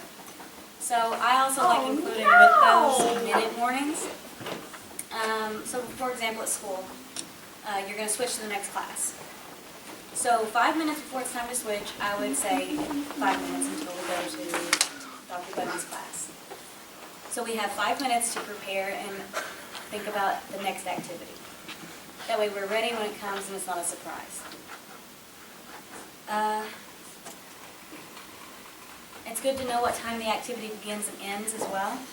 And visual representations are really helpful for that because they're constantly there. They are in a language that's more easily understandable, especially for people that are nonverbal and that sort of thing. Because even those that are nonverbal often understand more than we give them credit for. So pictures make it easier to communicate that. And you have the reminders and warnings and that sort of thing. And it could be an object too. Yes. It could be a cup or whatever, showing what's going to happen at the same time. So this is an example for morning routine, which is a pain in the butt for most parents, no matter what age your kid is. So you've got your schedule down to the minutes. It's like about an hour planned out exactly. And you've got your check mark system where you just put a little check mark over it and it helps them to remember what they need to do. And it helps them to do it on time. And it gets you out of the house without anxiety for you and without anxiety for them. You can even use this for adults. I've used it with a client that was 20-something years old. I mean, it wasn't this with pictures, but we had it written down what she needed to do in the morning, and she checked it off as she did it, and she had times when she needed to do it. It can be difficult to manage your time, especially when you're first getting up. You've got to know how to do that. And then this is a more simple one. So it's like after school activities and or during school activities, whatever. So on Monday they sign and that afternoon they go to their gardening group. And so that they know what they're doing that day, that's a special activity, and it's especially good for them whenever it's not routine. So if you're planning something different, you can have Monday morning, we're going to go to the doctor. So you have the doctor on there. And then Monday afternoon, we're going to go do something else. But if it's the same as usual, you keep it to like this. And that just says school and home and no school and Halloween and different things like that so that you know what you're doing that day. And we can break it down into smaller things. So if you have trouble with wanting to brush your teeth, because it's not pleasant for everybody, we've got a whole step-by-step thing, and it can be hard to remember what all to do. So you literally break it down to one step at a time. So you wet your toothbrush. Okay, I did that. Then I put my toothpaste on there. Okay, I did that. You could even break this down more and go into which part of your mouth you're brushing. Whatever the person needs, whatever works for them. And then this is, I like this one because it's a neurotypical example, but also a higher functioning example, an older example. What is it? I can't. It's just a list.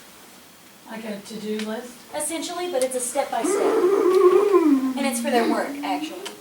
So it says, get materials for work, wait for bus, check in with the supervisor, remove packaging from stock, hang clothing, etc., etc. It's their whole work day scheduled out in their phone so that they have it with them and that they can take it with them and know what they're going to do that day.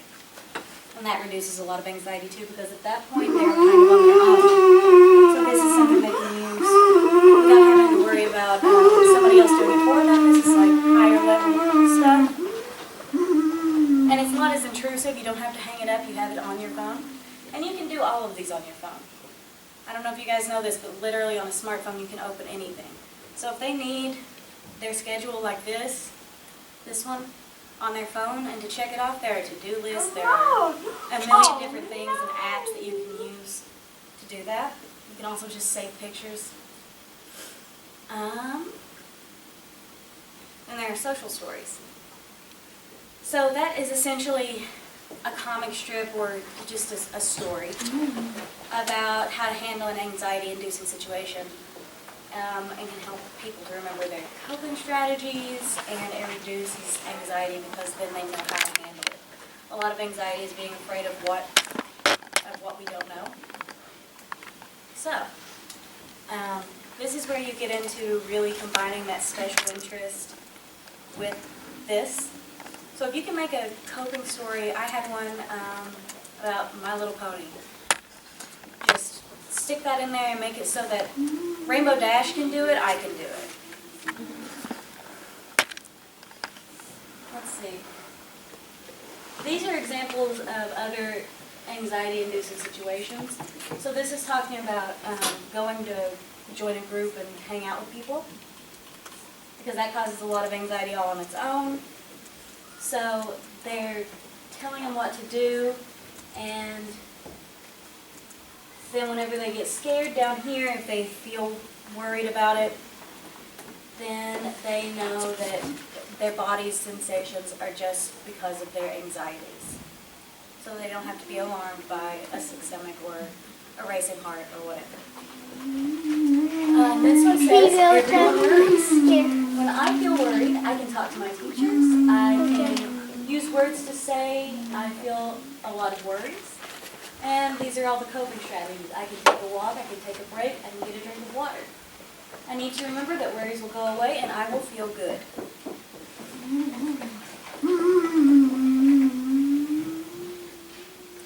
Hold on. Okay, so this one's, it's not really applicable right now, but this is a grown-up example, so you don't have to make it as simple as this, and it doesn't have to look Juvenile. Yeah, exactly. You don't have to make it look like a little kid's thing. You can make everything look grown up and important and all that. You don't have to make it little. So this is one about being safe on the internet, but it's not got anything to do with fears. But you can do the same thing with anxiety. You could have this exact story, but instead of talking to your teachers, you could talk to your coworkers, or you could still do all of this, but you don't have to have the pictures. If they're verbal and they're high functioning, make it up to their level. Color coding, huge. If you can color code pretty much everything, it makes a lot more sense. It works for me, it works for you, it works for everyone. So an example that I saw was color coding things. It's always school related. So all of your math stuff is blue. All of your English stuff is red. And this keeps you from having to enforce organization because it's already organized. Red goes together, blue goes together. And it's simple and easily done.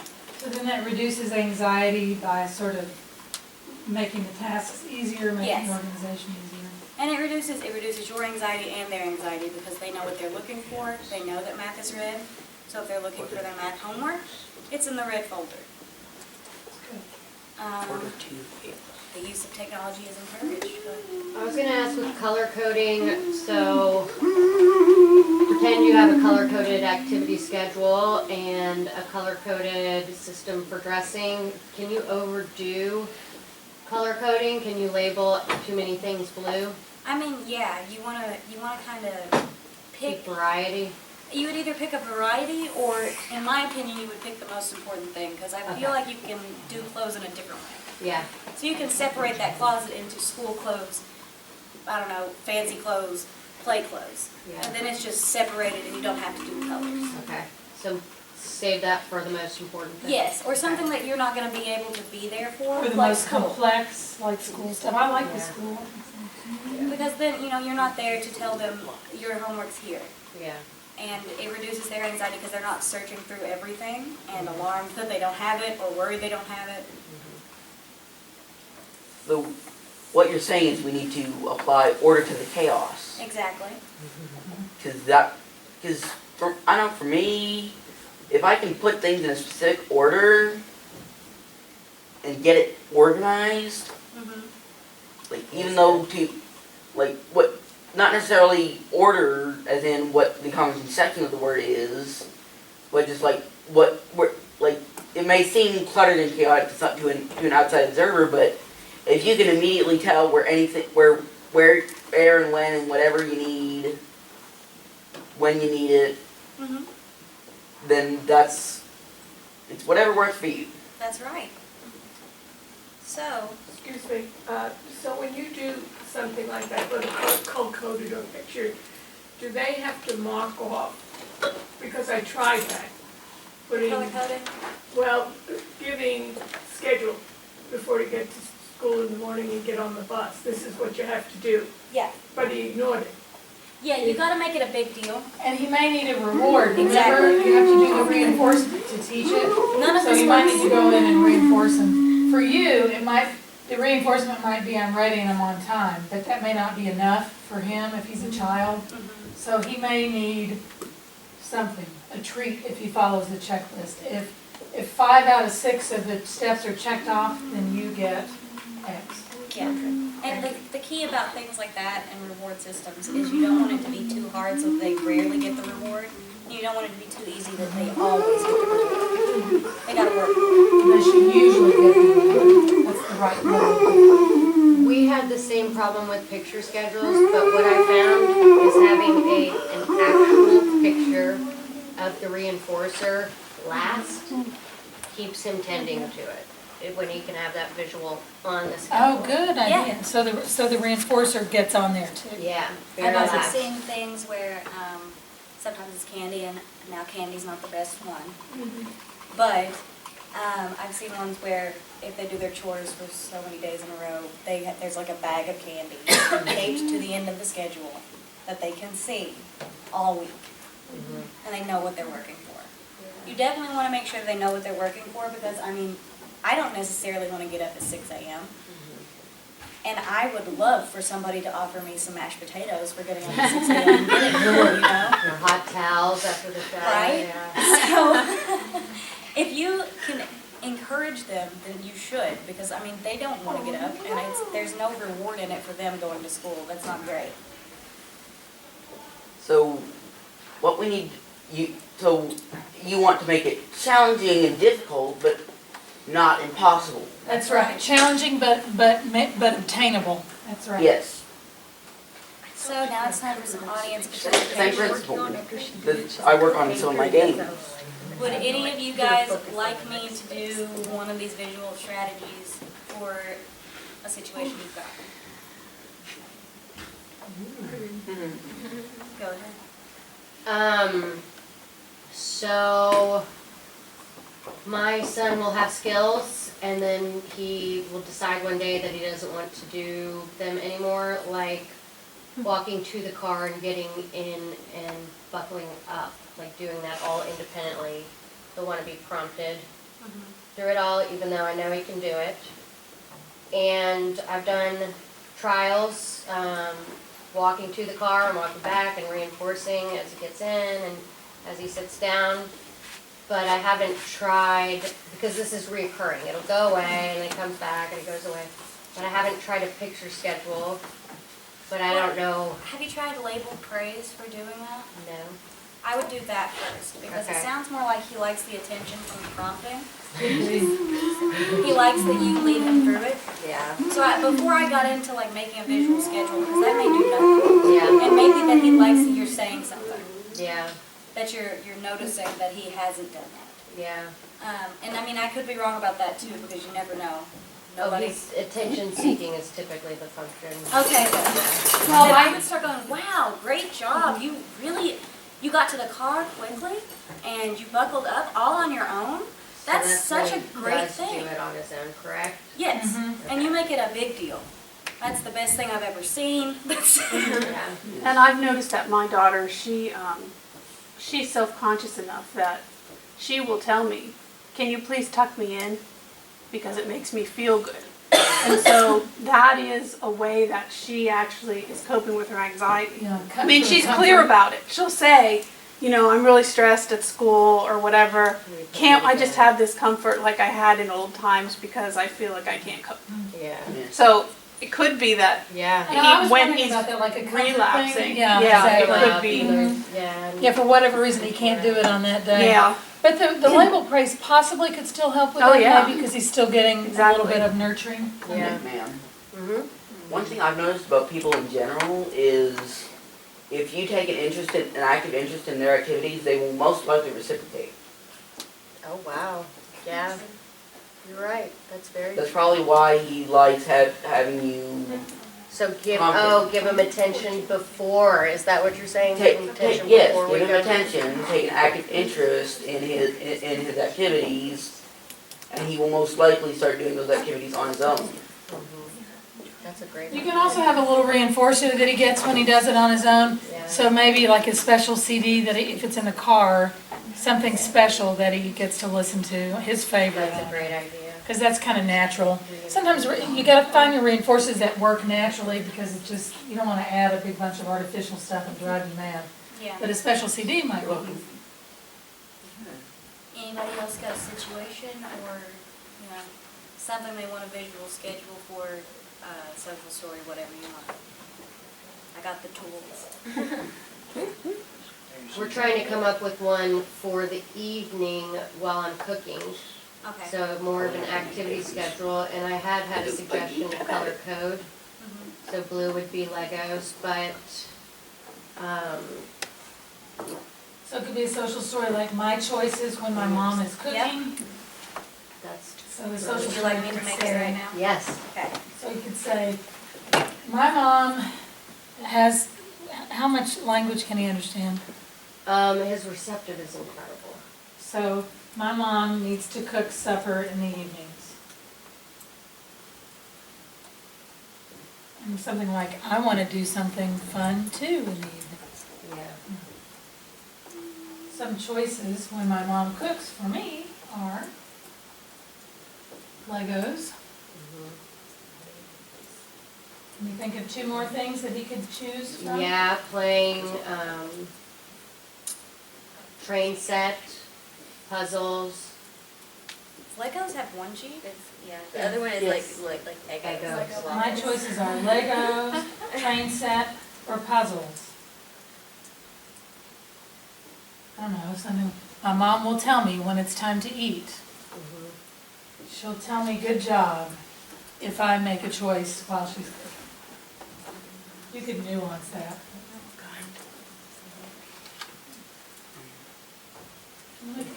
I was. Is this because he's not a self-starter, so you have to have him do something independently while you cook? I don't understand why. Since he will come in the kitchen and open all the drawers while I'm Oh, okay. cooking, or, you know, cause he would rather me be doing those things. You guys eat in the kitchen? Yes. My daughter really enjoyed washing the vegetables. She just played with the sprayer like the whole time. Yeah. So one choice could be something in the kitchen, maybe. Sit at a table. That's a good idea. Or Or washing even having the dishes, playing with Legos. soap. So yeah, maybe one, yeah, the Legos could be in there, definitely. Yeah. So And you if can you area- serve raw vegetables, you could put the bags of the different vegetables on the table with a plate, and he could take things out of the bag, Yeah. like the carrots and the cucumbers. Mm-hmm. Would you be okay with them setting the table? Yes.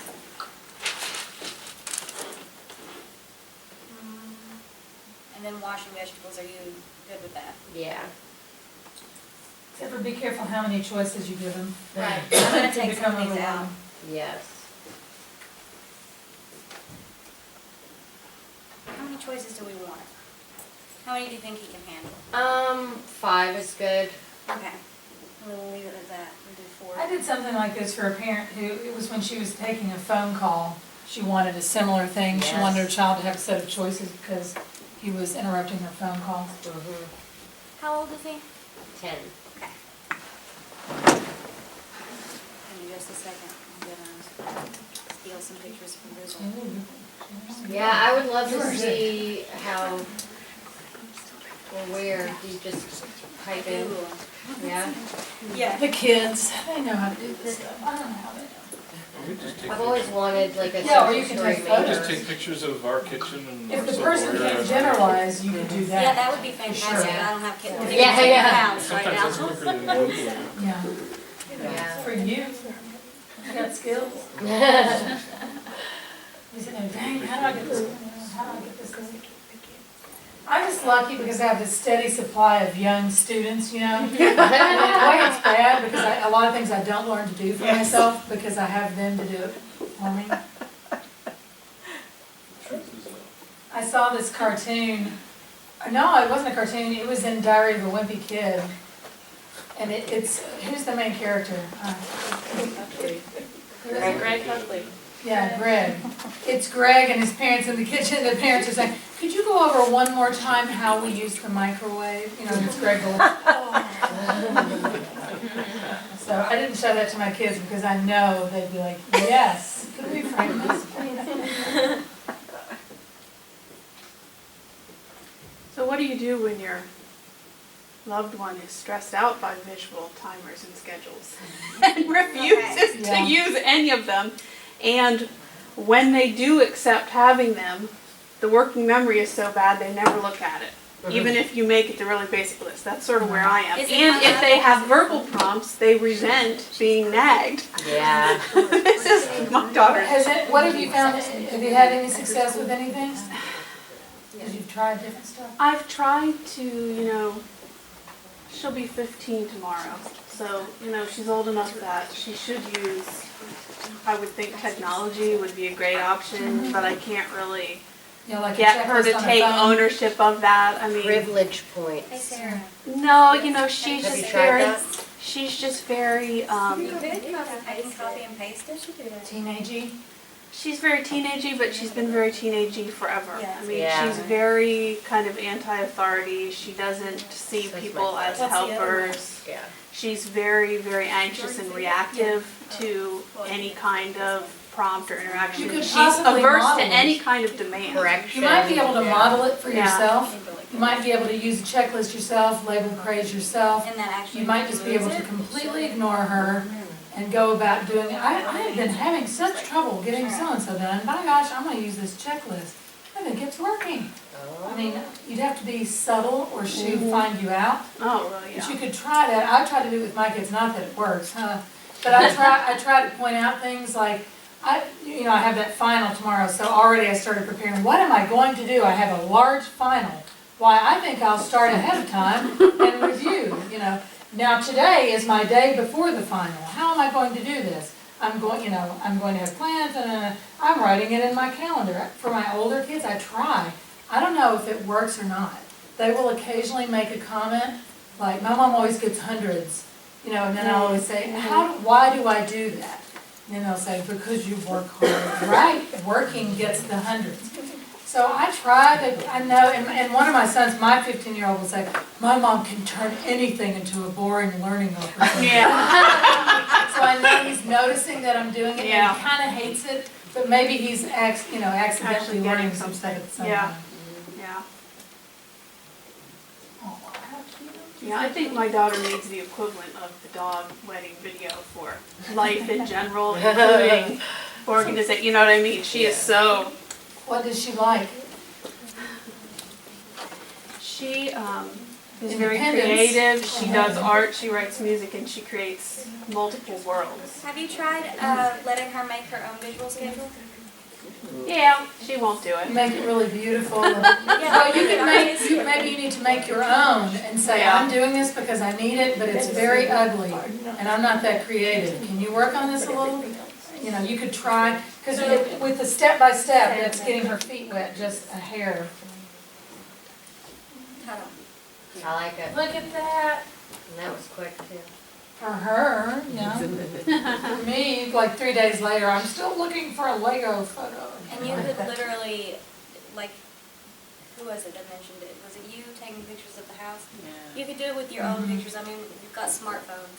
Yeah. You can stick those in there, and then it's his Lego set. It's the plates you're using at dinner. It's very concrete, it's very obvious. And I mean, I don't know if this is what his train set looks like, but you know what I mean? Like, you've got a picture of his train set. Even sometimes him playing with the train set, I think that would be fantastic, so that he knows those are his options. Yeah. Sort of like self-modeling. Yes. I do have a picture of him with this train set. That's really smart. So I want to do something. Sorry, I can't read it. What is the? I'm gonna do something fun while she cooks. Okay, great. And then my options are Legos, train set, setting the table, or washing vegetables. My mom will say it's time to eat, then I'll know it's time for me to go to the kitchen. Okay. I have trouble coming up with the dialogue in the stories. I've also noticed the parent factor kind of thing when his sibling reads it to him. It's more effective than if I am too. Cool. How old is the sibling? 13. Is there any chance that they would be interested in, like, at least when you first start doing this, doing it with you? Yeah. Oh yeah. Because that would be really reinforcing, I'm sure. And modeling too. Exactly. Okay. So they help him pick, and they pick together what they're going to do while you cook. Okay. That's a great idea. And I'm having a thought about your daughter too, which is one of the problems with her may be that she's never complied with a visual cue, and so she's never contacted reinforcement after doing it. You know, if you don't contact the reinforcement, you're not going to do it. So somehow you need to, figure out some way for her to comply with some bit of it, and then get reinforcement, labeled praise or new art thing. I don't know what it could be. I mean, maybe she needs to help you decorate your checklist, and you go to Michael's to get some new materials so she can do it, or something like that. Somehow she needs to experience reinforcement related to these checklists, and she's been so avoidant of them that she's never gotten it. She's never contacted reinforcement. I think that might be the problem there. I had a client who, his parents, he really liked Thomas the Tank Engine, so they had like a visual schedule that was in the shape of a train, and then they had a little train guy that moved from thing to thing as he accomplished it. Because it was hard to get him to look at it because he wasn't interested. And so once they did that, he was like, oh, this is the greatest thing ever. This is really cool. Good idea. What are some things you're trying to apply a visual schedule to? Oh, Sorry, am I in your way? she just, she'll go to school and she'll go to school and she'll just not work and not check her email and not, she doesn't like to think about time. It stresses her out. And so she's just drifting. She's just really drifting. And when you try to bring her back to something specific in the moment, it's instant resistance and panic. And sometimes it expresses itself with what people think of classical anxiety, and sometimes it's just defiance and disruption. And she doesn't, so I've been writing a little list for her, and she's been kind of okay with this. Just the last week, say, okay, you go in, you've got aviation, then you're supposed to do a couple assignments on the computer, then you have lunch, then you have, and it's just a little checklist kind of thing. And I think she's not completely opposed to the notion. Excellent. But she needs someone to prompt her to do the checklist, and by the time you prompt her, and if you try to mark off time for her, and we've tried visual timers, for many years, we've done all kinds of things. So she needs a reinforcer when she checks it. She needs a reinforcer when she checks it, and unfortunately I think she needs some, she has responded so strongly with anxiety and negativity to almost everything in the world. You know what I mean? That her immediate response is no, panic, defensive, you're imposing your authority on me, I can't think about it. So, this is one of the reasons I'm here, is because I am struggling to try to address the underlying anxiety that makes it impossible for her to build on. She's become so much more self-reflective. She's aware that she can't do things that she wants to do. She'll even admit that, she wishes her brain could be fixed in those specific ways, although she's So very remember proud all of those being thoughts, autistic. remember the thoughts column? Yes. So you can do some reflection in very gentle ways that you hope she'll eventually do some thought replacement. Yeah. So if she says, I can't do this, you know, you Right. can say, you'll be ready to do it at some point, when you're ready. You're not ready yet, but someday, soon, you're getting closer. So that way you're not saying, yes, you will, but you can give her some more sort of patience kind of reflections. And she's been trying to tell me that herself for a long time. She'll say, Mom, you're overreacting to this. I'm actually making progress. So why is this such a big So deal right that's great, now? so then you can say, thank you for noticing your Yes. progress, good job. And you know, you can respond to those Yeah. comments quickly. What do you She's think, so Ms. Wright? smart. It sounds like it's a tough, really tough nut to crack. I wonder if there's a way to take, because she's too smart. She knows you're coming at it. You're trying to come at it from an oblique angle. If you try to do these visual specials, it stresses her out. I wonder if a social story could be constructed around a success she did have, Yeah. where it could be repeated to her in a way that's either overt or just kind of, hey, you remember that time that you did this great thing and you did this and this and this and made it happen or whatever. I mean, it sounds like she's too smart for that to slide past her, but maybe you be overt and say, just remember, think about that time that you had this success and that happened and you did these things that set yourself up to succeed. I mean, it's And she'll, tough. and I will do that with her, and she'll say, yeah, that's true, but I don't know why I can't make myself do it now, and I really can. And She's stop ruminating. criticizing me She's for not, yeah. But So- she's so then you ruminating might over the say- negative. you can Maybe say, she can start So ruminating you over do the it when you're positive. ready. Yeah. What do you think? When do you think might be a good time? Or how could you get ready? You'll do it when you're ready. How can you get ready? Something So like that. I don't understand, are you saying this happens just with you and her at home? Oh, Or no. is this happening in school? Oh, yeah. So is this on her IEP as a goal, so that Well- the aid in the school is reinforcing? This year, she's not in public school. She's at a different school, but yes, when she was at public school, it was there, and she did have a paraeducator, you know, who would help with some of those situations. And there were days when it was a battle, and there were days when it was effective, you know what I mean? And for Ava, it definitely was a situation, like you're saying, where there are times when she really can't do something, And you and can she can reflect do it that too. later, and the para was helpful because the para could bring her to a place where later, if she could do it, she could do it. But when it was a matter of, okay, you have to do math in math class, well, that ended up being often I a can real see issue. why you don't have her in the public school now. Yeah. What might work better for her is just to say, it seems like math is not working for you right now. Yeah, What would you like to do? yeah, And when would you like to do your math? yeah. You know, and of course, it's really difficult to do that in the public school. but- And she'll say, well, I don't want to say that I'll do it or when I'll do it because there's a possibility that I'll fail to do it. And then you'll be disappointed in me And then and you you'll can- blame me. Then you can say, we have time, Yeah. there's no hurry. Yeah. I feel confident that you'll do it eventually. So what's our next step? So see how all those things sort of feel, they're sort of Yeah. anti-anxiety Yeah. kinds of statements, and then Yeah. we hope that she'll eventually learn to say those things to herself and it'll take some of the pressure off. She's panicking under pressure, and so we want to pull the pressure back. And we started doing some EMDR therapy, and we found that the bilateral stimulation her body just goes, Yeah. and so.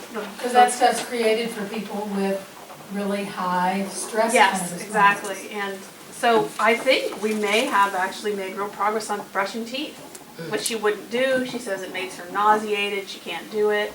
So I'm hoping if we start to address, It's eye movement, just like you're saying, It's a PTSD treatment. there needs to be But it something just sort that's of treats physically people that breaking have real high some of stress and panic Yeah. responses. patterns so that I don't know how we to give do her that Something positive to do with, feedback and those alternate, It's magical. It and sounds remind her of something she can do easily, she can Yeah. make a It's connection. actually Because her Yeah. physically, she It can't make works. that connection because she's so. All this weird. Because she sounds like stuff me in the that middle of the night when I treats- can't get to sleep. I ruminate. Yes. I have speedy thoughts about Yes, things that me are bad, too. bad, bad, bad, bad. And she's thinking them through over and over and over, ruminating. I can't She's the stop. daughter of two anxious Oh parents. gosh, I feel like I'm that. thinking that Yeah. maybe, is there something you could do with art that could empower her to try, or to make a plan essentially? So I can't do it now, but if she likes drawing and painting or whatever, I'm gonna paint what it looks like when I can. That's good. if she will do it. I don't know. I don't know your daughter, but that's something to think about. It's kind of empowering. It's building her up. Like, this is what it looks like whenever I can brush my teeth. And this is what it looks like. Or this is what it'll look like when I'm ready to brush my teeth. When I'm ready to brush my teeth. Or I'm learning one step at a time. All these sort of relaxing, take the pressure off kinds of things. We're going to replace all those pressured cognitions with, when I'm ready, I'll be ready soon, I'm taking it one step at a time, I'm taking it my pace. All those things are what we want her to eventually And say she to could herself. even do comic strips where she's thinking these things and then she actually goes in and replaces it. Like, oh no, I can't do this, Mom's gonna be so mad at me. And then New she does the thought. new thought, like has her little person think a new thought, and then replaces it with a better one. My mom understands that I'll do it when I can. My mom understands that I take things one step at a time. And then I she can tell my mom that I'll take things one step at a time. And she can decorate it and make it fun, like make it a big deal, not like homework. Just like a big thing, fun thing to do.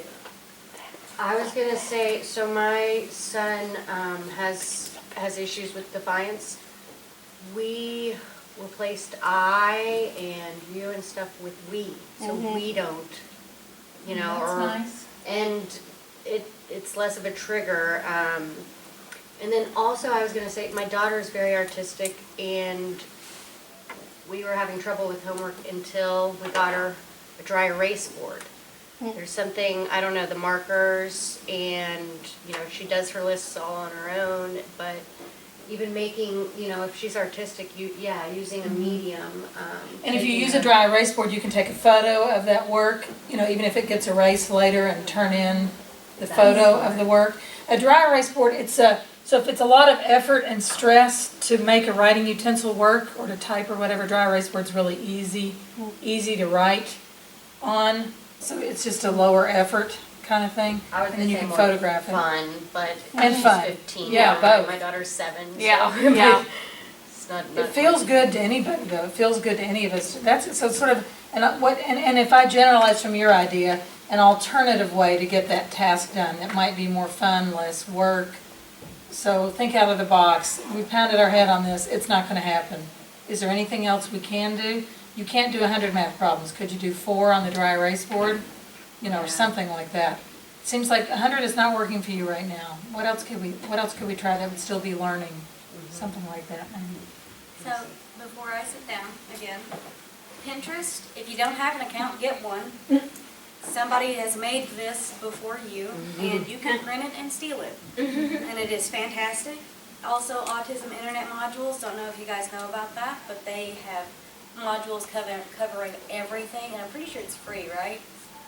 I think it's free. It is. Yeah, a lot of it's free. So it takes you step by step through a bunch of stuff. There's a visual supports one. Yep. So it's, you guys, do you know about those? Autism Internet modules? It's been a long time It's since just a I've free, heard like a about it. little class on a particular topic, and if there's a visual support one. So if you ever On forget YouTube? this lecture, Are they on- Just Google it.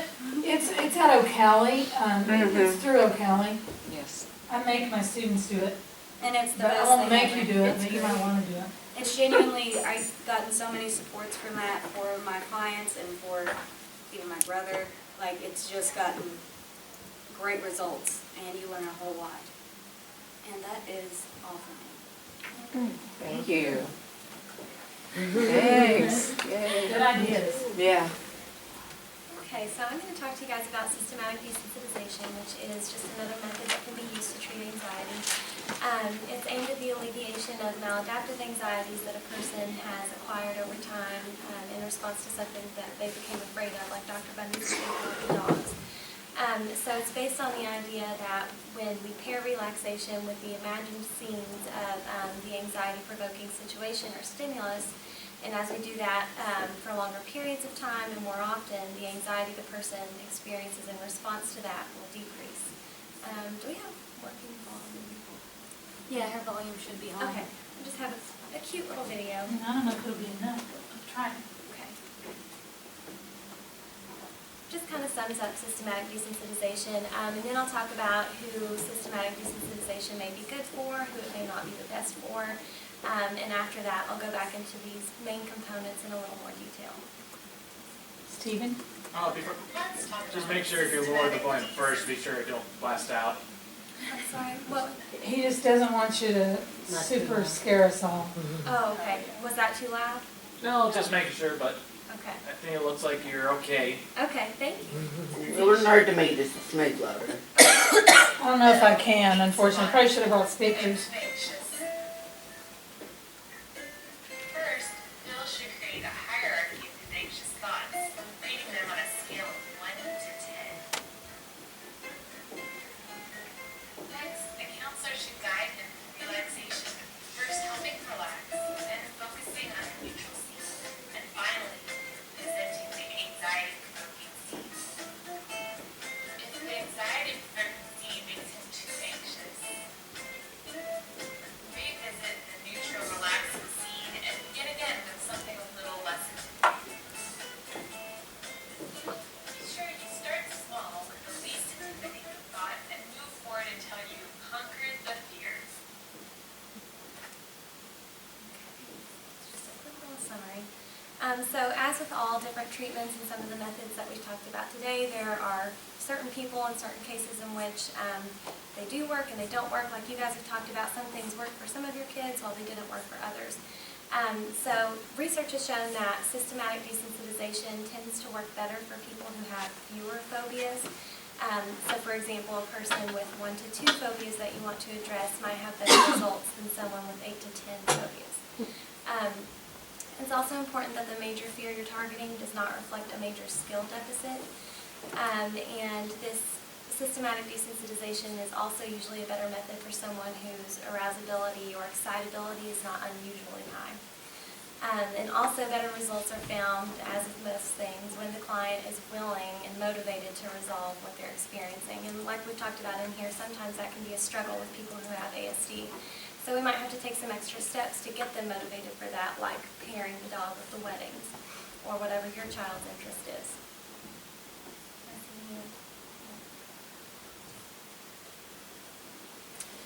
So one of the steps that was mentioned in the video for, I think his name was Phil, who's afraid of flying, was some relaxation. So one of the things that you'll do first in systematic desensitization is train the person in relaxation. And it's really an essential key to this whole process because the person will need these relaxation skills to stay calm as they are increasingly exposed to the thing that they're afraid of. One of the really common types of relaxation taught in systematic desensitization is called progressive muscle relaxation. You may have heard of this before. It's basically tensing an individual group of muscles one at a time, progressing up through the body. And there are lots of ways to break this down. So you can teach it to a wide range of people with different abilities, different IQ levels. For example, I googled progressive muscle relaxation. This is the first thing to come up. There's a concrete instruction at the top: squeeze, count to 5, relax. And you can point to each of the different body parts. So squeeze your toes, count to 5, relax. Squeeze your legs, count to 5, relax, and continue moving up. You want to have us practice one? Sure. What body part? Let's pretend one that I found I really liked. I've used it with a client and he responded really well.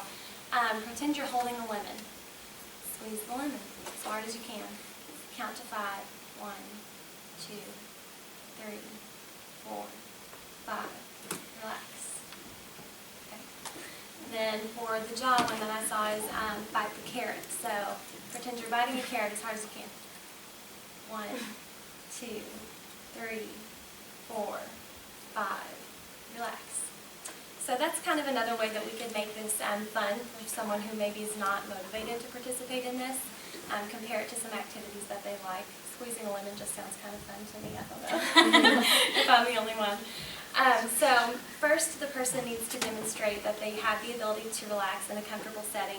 If this is therapeutic, it might be in the actual office, the therapist's office. But if you're trying to do this at home, maybe it's in your living room.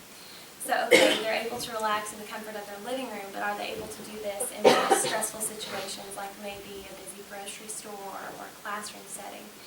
It's important that they can sort of generalize this relaxation skill to multiple settings because, like I said before, they'll need to apply these relaxation techniques as they're being exposed to increasingly anxiety-provoking stimuli.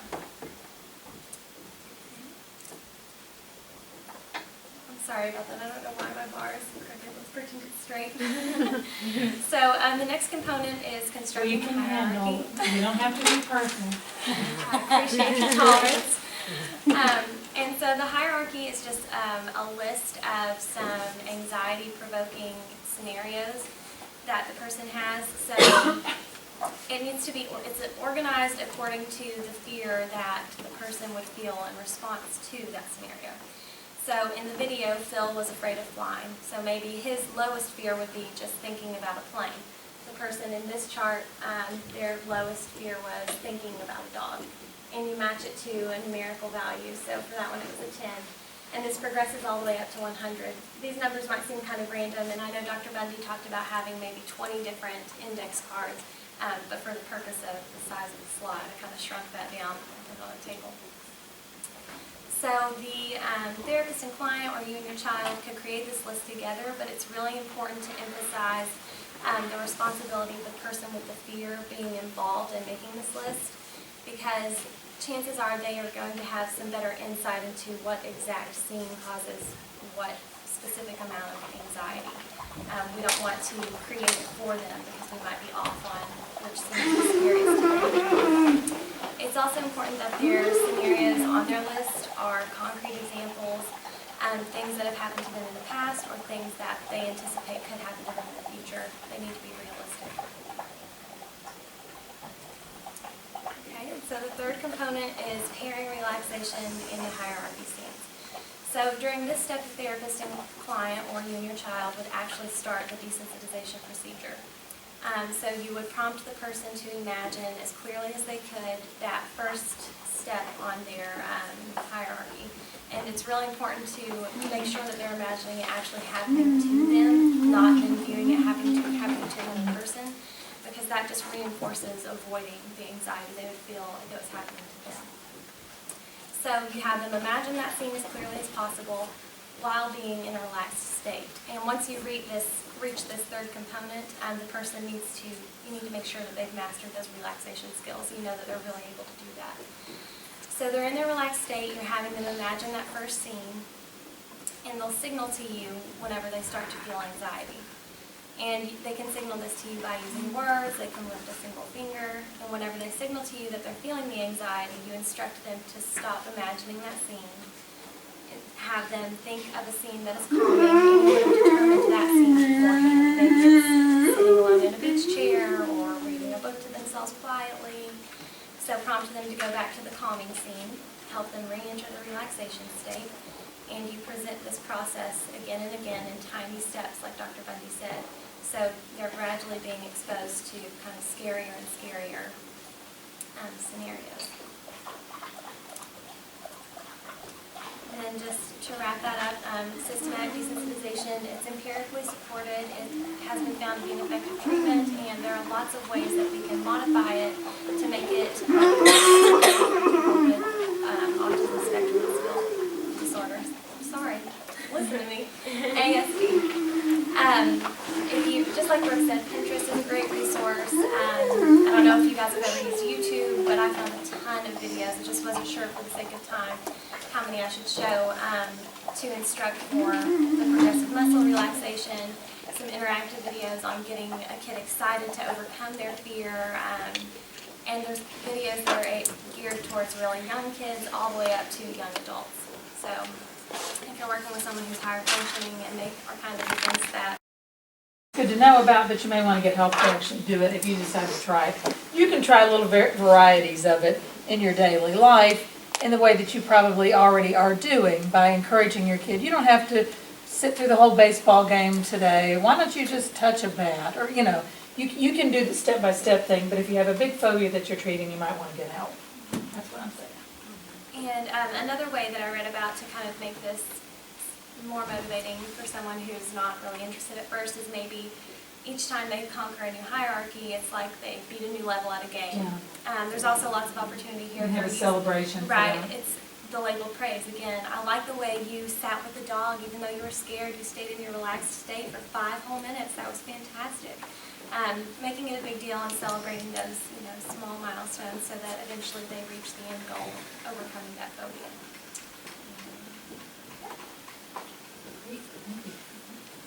Who's next?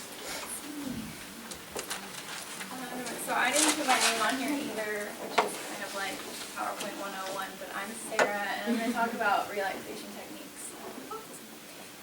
So, just first, the basic definition. Relaxation is the state of being free from tension and anxiety, and I think that's a state that we would all prefer to be in all the time instead of being full of tension or worry.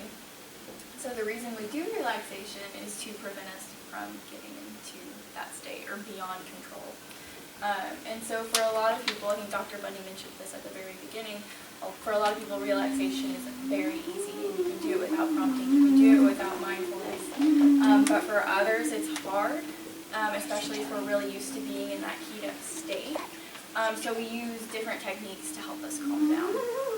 And with autism, it can look similar to how it does for other people, or it can look different. And I've found that incorporating interest, when working with any kid or any adult, is always more effective and more interesting for the person than just like boring relaxation. So there are a lot of different ways to relax. Sometimes it's automatic, sometimes it's prompted, and either way is okay, and both ways are just as effective. So for me, Kristen already talked about progressive muscle relaxation, which is really awesome. And I'm going to talk about mindfulness and grounding, which are two pretty related topics, but they're different too. So, first, mindfulness is being consciously aware of something, and it's usually focusing on the present moment. So has everyone heard of mindfulness before? The mindfulness practice is good, so this is just like a little refresher.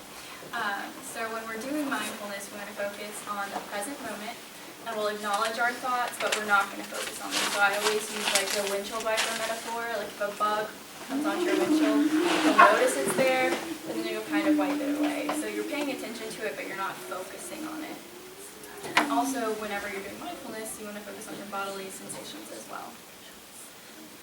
So you can do it yourself by prompting your brain to push away the thoughts and focus on the moment, focus on your breathing. You can use an app, or you can use a script. So there are lots of different YouTube videos that do mindfulness, a bunch of different apps. You just kind of have to make sure you choose the ones that are appropriate or ones that are actually really mindfulness apps, because some of them are like, some of them are different. So I would go by recommendations and reviews. So the easiest way for people who haven't practiced mindfulness before is using an app or a guided imagery script, because it's often easier to form a habit if you don't have to start from scratch, especially with mindfulness.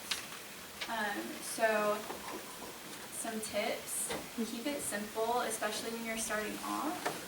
Mindfulness is something that for a lot of people doesn't work right away. So if you jump in and you're automatically doing the most and doing the hardest mindfulness meditation, and you have to stay in tune with your body and your thoughts and the sensations for like 30 minutes to an hour, that's really, really difficult.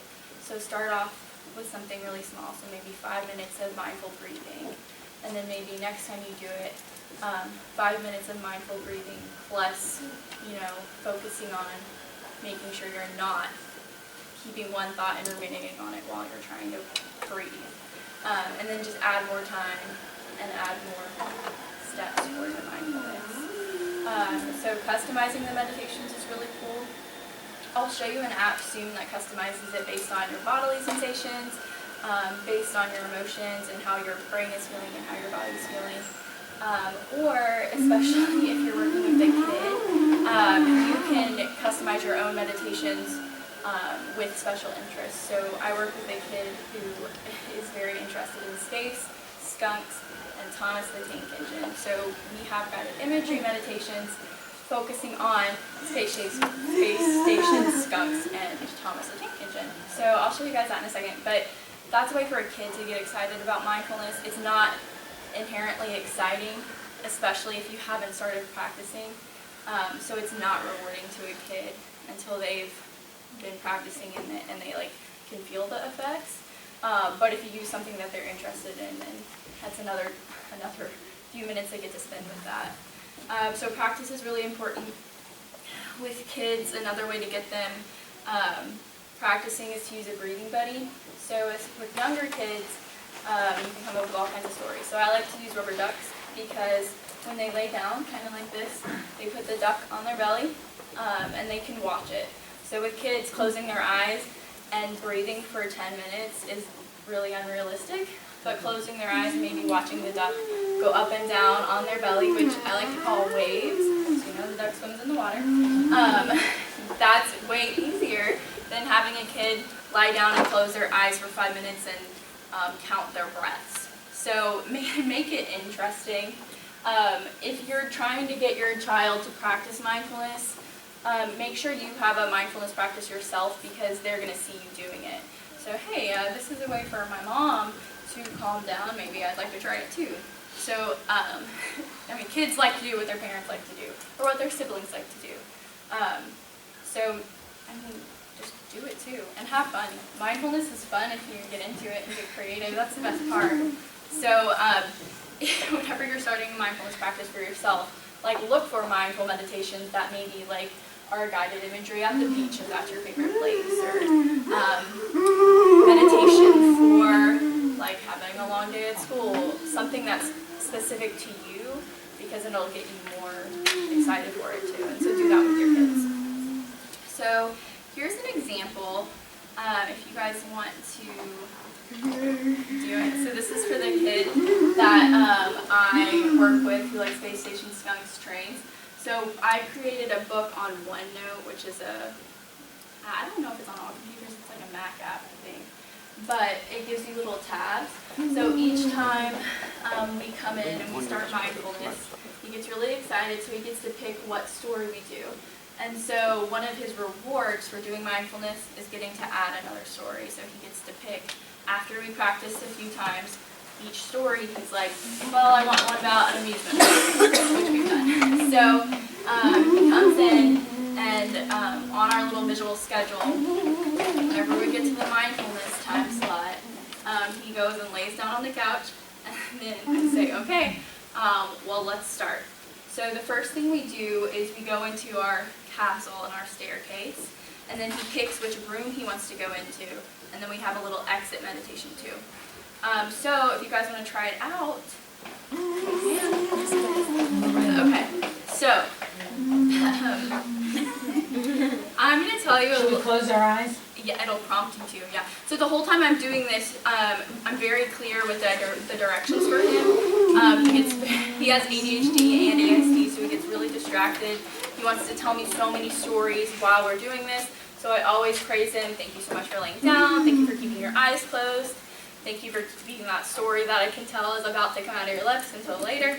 So the whole time you just have to make sure to praise him for doing a good job. So okay, I'm going to tell you a little story. Close your eyes and breathe deeply as you imagine everything I'm saying. Take in a nice, deep breath like you're about to blow out birthday candles. Inhale slowly and then blow it out gently. Now breathe in and then breathe out. Very good. Let's pretend we are in a castle made of stone. You see a big tower over in the corner. You go to the tower and find a door. It's a huge, heavy door made of rough wood. When you step into the tower, you're at the top of a long spiral staircase made of stone. And you see torches on the wall to light the way. The tower feels cool as you run your hands along the rock. Walk slowly down the staircase, knowing wonderful things are right here ready for you to explore. Now that you're at the bottom of the staircase, you see that there are several rooms hidden beneath this tower. In front of you is a hallway with doors on each side that lead to individual rooms. Which room will you choose today? And so at that point, he chooses his door, he knows his choices, and so today we'll do the space station door. So continue to breathe normally now as I guide you on this marvelous adventure. You enter the space station room.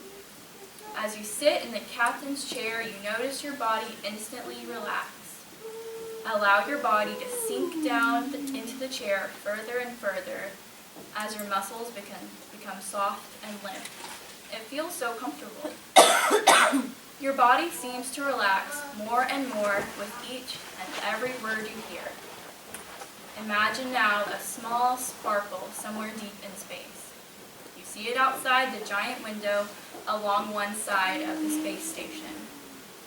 The small sparkle begins to glow brighter now, and you see it reaching up and expanding out. You realize it's a star. Can you imagine the bright lights?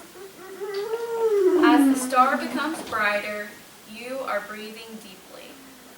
Soon, the star bursts and sends a gentle shower of fireworks through space. Aren't you lucky to be able to witness something so beautiful inside your space station? As the fireworks sizzle and flare down, imagine all of your bad feelings sizzling out too. Can you hear the st of them sizzling out? Take a deep breath, like you're breathing in the remaining glow of the star. All the good feelings you have are expanding in your body, just like the star expanded in space. It's time for our mindfulness adventure to come to an end for now. Remember that each room you have in your tower holds a little bit of the calming information you have in your head. Much of what you've learned can be found here. When you feel sad or angry or like your engine is running too fast, you can come to your tower, choose a room, and calm down. You can remember that you have everything already stored in you to help you calm down. Just remember to magically open the right door and you'll remember so easily. Shut the door to the space station room now, knowing that you can access it at any time. Walk back up the stairs and step out into the sunshine. You can open your eyes and wiggle your fingers and toes, and you can go back to your tower anytime to calm down. I think you should patent that. Don't you? She could make her own app. So it's really, it's kind of magical because this kid who will not adhere to much because he's so excited to do any little thing will sit for 5 or 10 minutes and listen to this story because it's something that he likes. It's something that he's really interested in. The skunk one is very funny because after the space station, we practiced for several sessions, and I said, all right, you wanted to add a new room to your castle, what do you want it to be on? And he said, skunks at an amusement park. So Like a dog wedding. Yes, so it's skunks at an amusement park, and he loves it, and he loves, like, every time we do it, he'll say, next time can we add, like, the smell of cotton candy, or next time can we add the carnival music? So he really is invested, and he loves hearing the stories too, but he also is really good at taking the cues to calm down and to count his breaths and to feel his feelings. So it's really awesome. I like it. I would recommend this sort of mindfulness, especially if your kid is one who has very specific interests and might not adhere otherwise. So this app is really cool. So the kid version is called Breathe, Think, Do, and it's a Sesame Street app. This one is called Stop, Breathe, Think. So the adolescent version, I use it all the time, is Stop, Breathe, Think. Kid version, Breathe, Think, Do. So I have a little video about what the app does. So we'll watch it and I'll explain while we do it because that'll be easy. Can everyone Is it free, Sarah? Yes, it is free. It has a ton of meditations and yoga sessions that are free, and then it has some that are paid too. But I've never needed to use the paid ones because the free ones are always sufficient. So let's go in. Oh, that's what. Here, I'll start it. I'm downloading this. Yay! This is what the kid version looks like. It's just a little Sesame Street monster. It's really, really fun. It goes through different scenarios that a kid might need to relax in. So it's, I like it, and I'm 24, so we'll go through this. So first, it shows you the little app opening, and it says, how are you? You can dim the screen if it makes you more relaxed.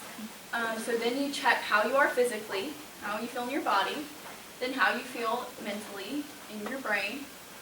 And then you go through a series of emotions, and so you can add, there are so many different emotions you can add. So there's some for being happy, content, kind of, I don't know, sad or angry.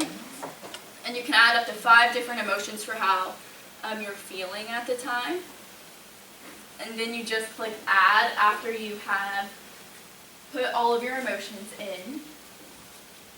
So yeah, you add up to 5, and then it tells you all of your emotions, and you see results. And then after you see results, it gives you meditations. So like these are locked because you have to pay, but these you can click between all the meditations that they give you. And so it's really awesome because it kind of customizes it based on the way that you're feeling. And if you're doing this for a child, which I think this app is pretty child friendly too, and maybe the kid isn't great at labeling their own emotions, or they cannot physically push because they're so upset. A parent can do it too for to try to get a meditation that might calm down their child. But yeah, it's a really cool app. I recommended it to a bunch of clients. I had a 17-year-old boy the other day who was really excited to use it. He was like, yeah, I'm going to try this. So I use it all the time. It's really fun.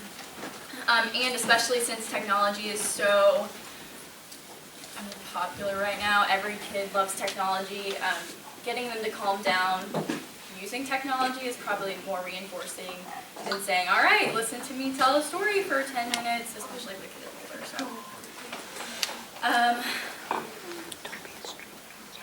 So other app suggestions.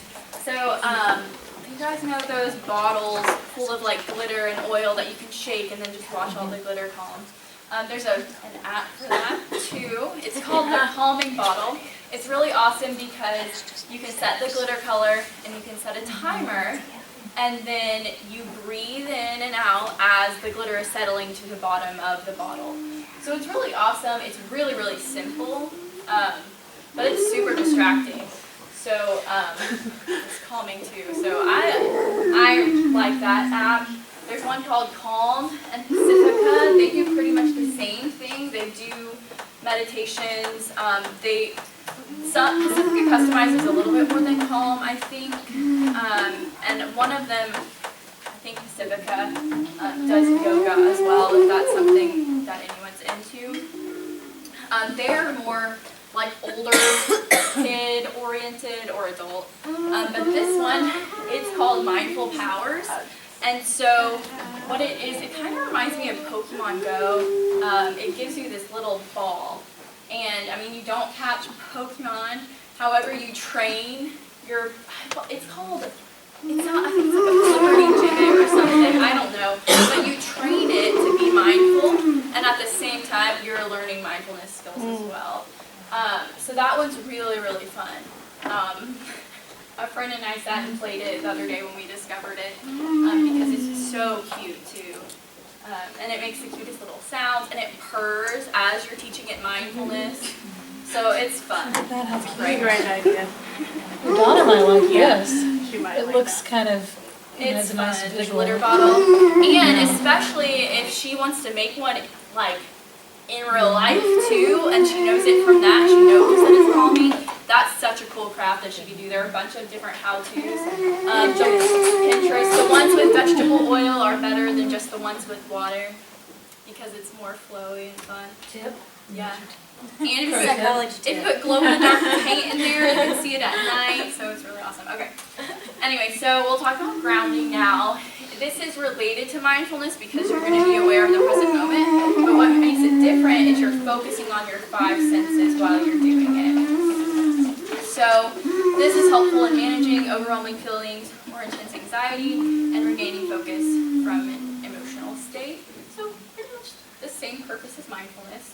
And it can look the same too, so you can do it yourself, and I'll show you an easy way in a second, and you can do it with an app, just like mindfulness.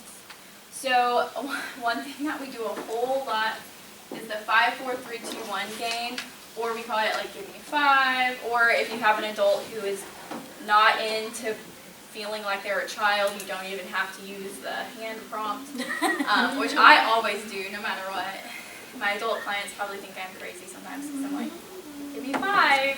But, so basically, you just use your 5 sentences on your hand. So the first thing is 5 things you can see, 4 things you can feel, 3 things you can hear, 2 things you can smell, and 1 thing you can taste. Or if they haven't eaten recently, name 1 good thing about yourself. And so the purpose of this is that it distracts from whatever else was going on, makes you focus on yourself, and makes you focus on what's happening in the present moment. And mostly it's like not like Brooke just took my toy or Brooke told me that I was dumb or whatever.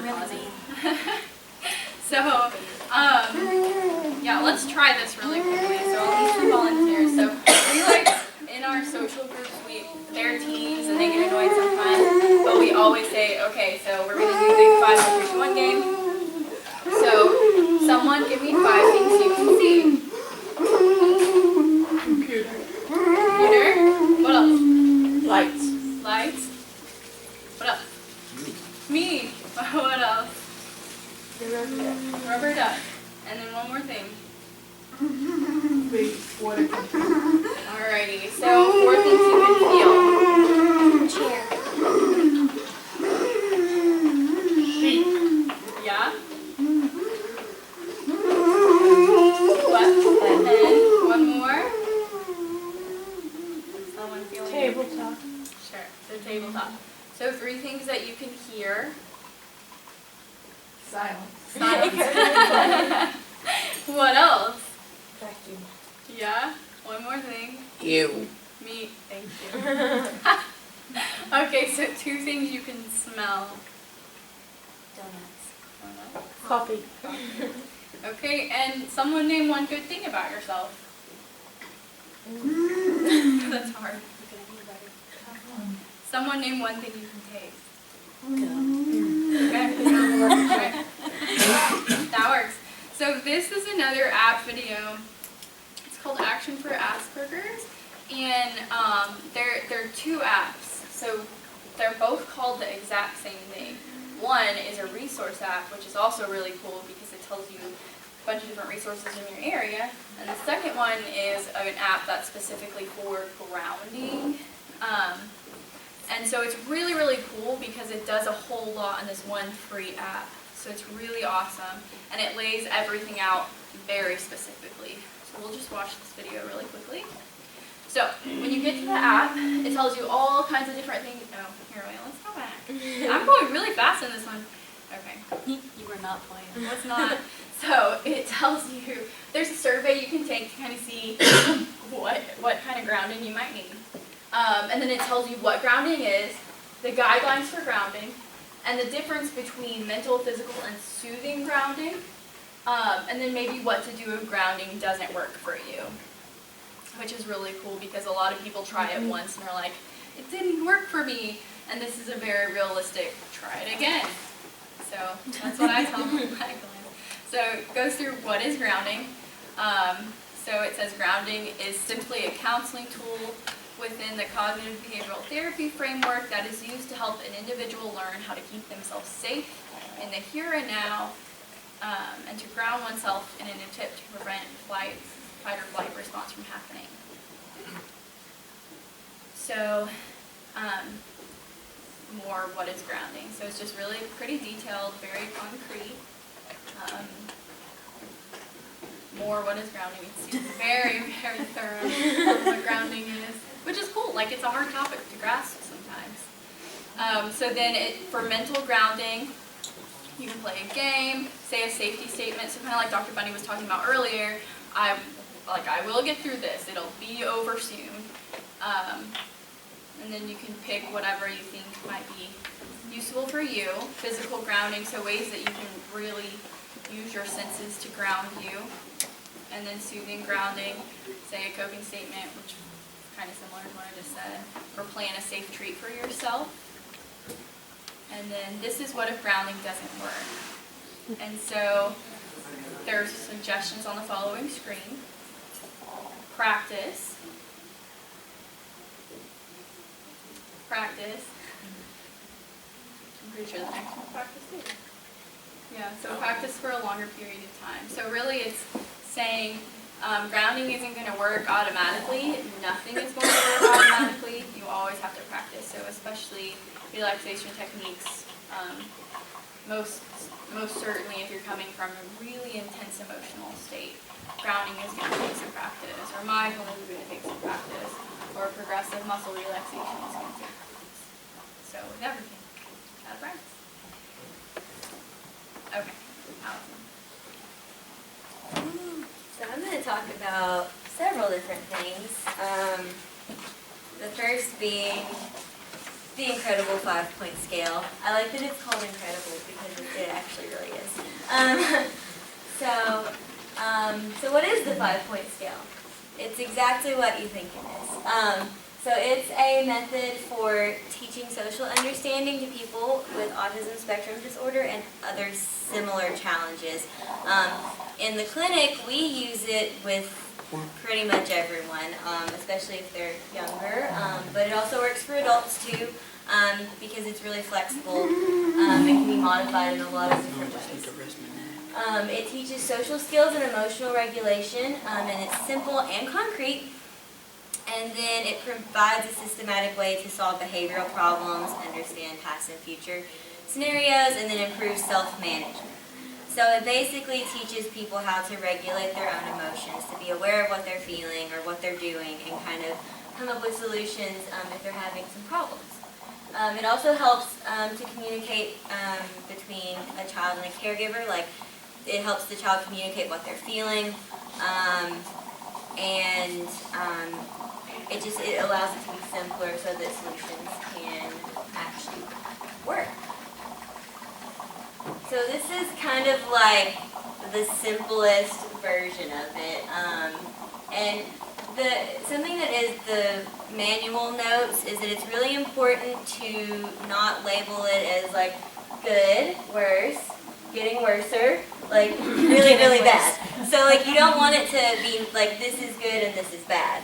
So it's how much of something you're feeling, or the severity you're feeling, because we don't want to label a very intense anxiety as bad. Like, that's a human feeling. You're having it for a reason. We want to make sure that we're emphasizing that you're just feeling it very strongly. It's a big emotion. And so it can be applied to pretty much any concept. I've used it for emotions. I've used it for behaviors. I've used it for like specific situations, like starting a conversation. So, this would be the easiest and this would be the hardest thing to do. If it's a behavior, this would be the least of the behavior, this would be the most. Same with feelings, least of the emotion, most of the emotion. And so what you do is you pick whatever you want to work on. So you pick the target concept, and you separate it into 5 different parts or levels, which are, like I said, defined by their size or severity. And then you describe the person, actually. So the person who this is for will describe what it feels like at each level, or what it looks like at each level, if they're able. And it can be accompanied by different actions to take at each level. And I've got some examples. Oh, it messed up. So what happened is I made this on Google Slides, and then I made it in PowerPoint, and it didn't fit. Oh, we can fix it. I fixed it before. I don't know what happened. So I made one for a really, really simple one for anxiety. So this is like the basic one. They can get really complicated, and it's pretty cool.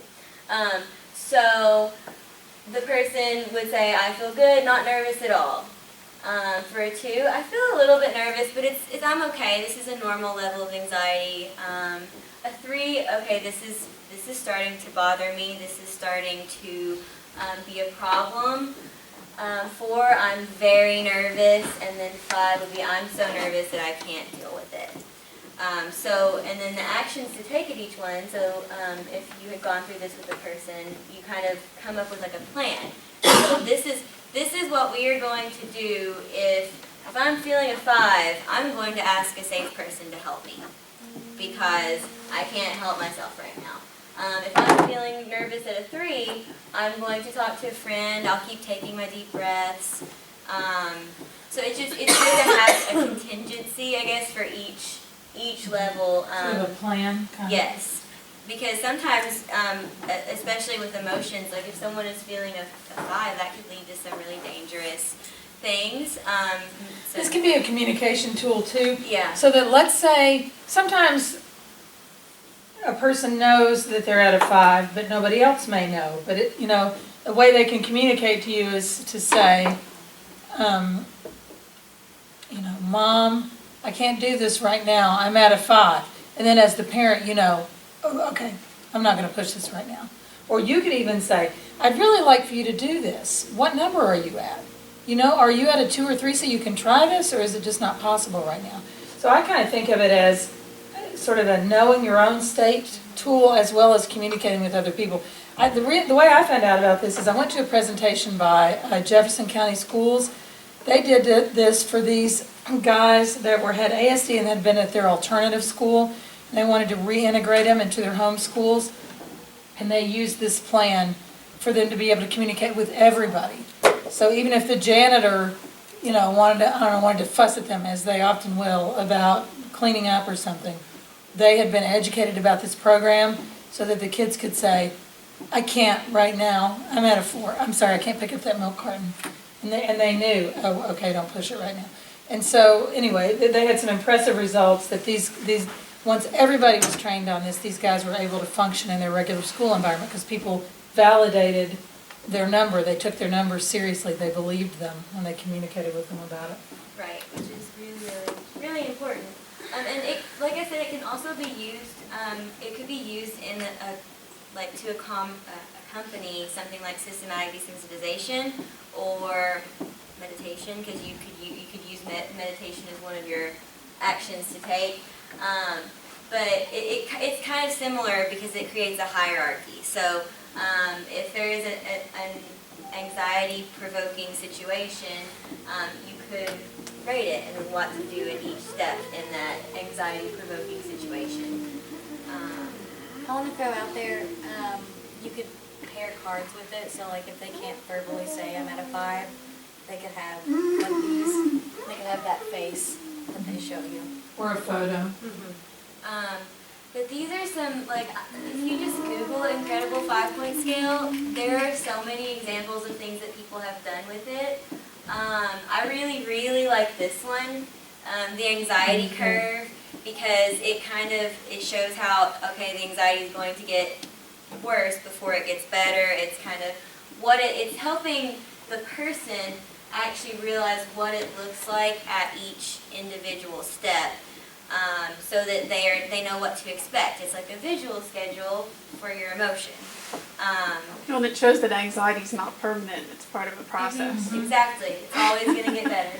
And then I have another one that's like for the caregiver, but that's on the next, I think it's on the next slide. And then they have like this check-in. This one has faces, so they would just like pick which face they feel like. I've seen people do like thumbs up, thumbs down. If the person is not able to do 5, you can do 3. Like, and but it usually it has 5 steps, but they have modifications for it where it's for younger kids where it only has 3. And then this one is an example of one that's with the child is filled out using like they drew pictures. I like to have the pictures just because it kind of motivates younger people to want to do it. And they might be able to be more expressive with it if it's art. They might not have the word to describe what they feel like, but they might be able to draw a picture of it. And so that's what that is. And that one's for anger rather than anxiety, but it could be for anxiety too. So this is the caregiver helper curve. And I found all this stuff on 5pointscale.com, so they have a website, the creators of it do. So they have tons of examples and resources. But this is the caregiver curve. So this just explains kind of, I'm trying to read it. It's kind of cueing you in to what you want to look for at each individual number. So at a 1, that's kind of that's where like everything is, like the foundations of your relationships are built. It's where, you know, you would teach skills. Yes, exactly. it's where you practice skills. You want to always do all your teaching and stuff at a 1 because there's nothing kind of getting in the way. At a 2, that's when you, if you're on this side, you're starting to see the early signs of stress or anxiety or whatever it is, and you want to start to. It's the best time to kind of start to use something to take the person's attention away from the stress to help them calm down. At a 3 is when that's when you would leave the anxiety producing event if possible. 4 is it's not the time to ask the person to make choices. You want to model calming strategies. That's when you are kind of taking over. You're being their auxiliary regulator, I guess. And then at a 5, so that's, you don't want to get to a 5. That's what I kind of describe it when I'm explaining it to parents or to people that I work with. 5s exist, and they happen, and that's okay, but we don't want to get there. We definitely don't want to get there all the time. So that's when there's behaviors kind of accompanying it. So there might be hitting, leaving, like kicking, cursing, whatever. Swinging lamps. Yeah, all that stuff. So we don't want to get there, but it's peak anxiety and it will come down. So it's not the time to talk, direct, or problem solve. We don't want to do anything of that kind when we're at a 5 because it's not going to work anyway. It's going to just kind of, it's going to just go over everyone's head. That's how you get hit, bit, or into a shouting match. Yeah. And I had a really bad bite that I received once, and it was, that's how I got that bite. Was I was trying to reason with somebody when they were 4 or 5, and he was like, no, instead I'll bite you. And as soon as he bit me, I knew, why did I do that? Yes. So don't do that. And then on the coming down side, you can, the phrasing of this, like result in a ripped assignment. Oh, okay, it's talking about school. The ripped assignment. You wallpaper my house with the ripped assignment. If you try to redirect someone at a 4, they might rip up their assignment. Even if they're coming down, but they're not ready. They're still not ready. Just be patient, wait it out. 3, you can use encouraging and supportive words. Don't discuss it. Still don't discuss it. We're not ready to discuss it yet. At a 2, you would use calm redirection. And then when you get back to a 1, that's when you talk about what happened. Okay, so now you're calm. Let's talk about what happened and let's see if we can keep it from happening again in the future. That's when you problem solve. Is that a 1? Yes. Okay, and he's here because we can't do this without each other. We get to 5s a lot. Okay. And sometimes I see it as avoidance, especially with homework. Okay. And it's like I can't, and I try to break it down into chunks, and it just doesn't, somewhere there's a disconnect, and we get to 5s, and that's when he's running to his room and sitting behind the door, and then, okay, we wait, we calm back down, we get back down to the 1, but then we start all over again, and the end result is assignments don't get done. Does the homework, does it make you nervous? Are you worried about the homework? Or is it too hard? No. Lack of understanding. Because I would say, if that's happening, okay, so first of all, if he gets to a 5, that's fine, as long as the homework's still there when he comes back to it. You know what I'm saying? Yeah. In other words, you don't want the homework to disappear when it gets to a 5, because that would be reinforcing that behavior. But as long as it gets to a 5, comes back down to a 1, and the homework's still there, that's fine. But it may be that he can't, it may be too much, I guess is what my feeling is. It may be too much. Maybe it needs to be a little less. I would scale back. I would scale back until he can do it. either before getting to a 5 or after he comes back. I would scale back until he can do it, and then you can gradually go back up to a moderate amount. I think you're not gonna have any progress trying to get him to go do the whole thing. That recycling is showing you that whatever that set of tasks is not gonna work now. You need to scale it back. How do I break it down when I feel like it's already broken? I mean, when it's something. Give me an example. I can talk about just what our problem was last night. He's got to look on the computer and find a topic that interests him, which is broad, and find some data that we can do some mathematical analysis with. Ooh, that's very abstract. Well, but I mean, I even got to the point of I offered suggestions. You know, what about the rates of autism over the years? Or he's interested in that? Yes. Okay. We happen to be watching a nature show on TV. So you could go to the CDC site. Yeah, I mean, I think your instinct is good. So you can give him, this is the assignment, you realize it's too unstructured, so you're gonna give him 3 choices, and then the 4th choice could be make up your own thing, so you would still have that option. Yeah. Would that help you? Hate it less? The problem is, most of the stuff I like, I can't find enough data points on it. It hasn't been around for that long. And then it stresses you out, right? Because you're like, I'm trying You to might find need this help data and finding I can't find data. it. You can have an I think the astronaut oldest card, thing I like which I'm is sure only been you around since like 2009. Yeah. Yeah, so like, you need to do research. My daughter used to say when she was helping my grandson, she could say when the frustration was starting, it was like the garage door came down. And then as soon as she knew that she couldn't go any further, he didn't get to the 5, but the garage door came down. And one of the things that are flipping in my mind is one of the other people who were giving the demonstration, I'm sorry, I'm not good with names, talked about using visual. You know, we did all those pictures to get all those lists, and now we sit these kids down and we give them abstract math problems.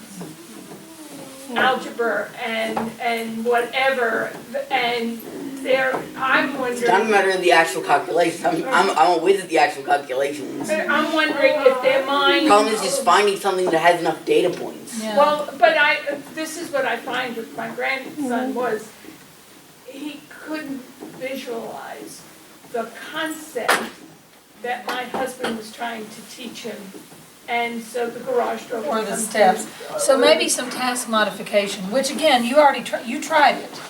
Just keep trying her to do it differently. You had the instinct to do it. You thought, too abstract. He needs choices. Maybe you just didn't get the task modified quite enough. And does he have an IEP at school? 504. 504. Where he's in a land between 504 and IEP. It can be hard. I mean, sometimes you just have to send a note back to the teacher saying, well, we're sorry, we did some of this, but we could not get this completed because it wasn't worth giving up my whole evening. What are you gonna do about it? Maybe it's just too much at the end of the day to do it. And he's That's tired what I have at with times Ava. as well. She just has this much. She has this much over the day. Yeah. When it's done, she's done. And he might have been able to do that task in the morning with help, but in the evening it's too much. Yeah, I think good ideas. You only have so much, I mean, all of us, not just people with ASD, we only have so much attention, only so much concentration that we can do. And especially if we have something that kind of impairs our ability to do 5 hours of homework in the evening. Did I see a hand over there? Yes, you did.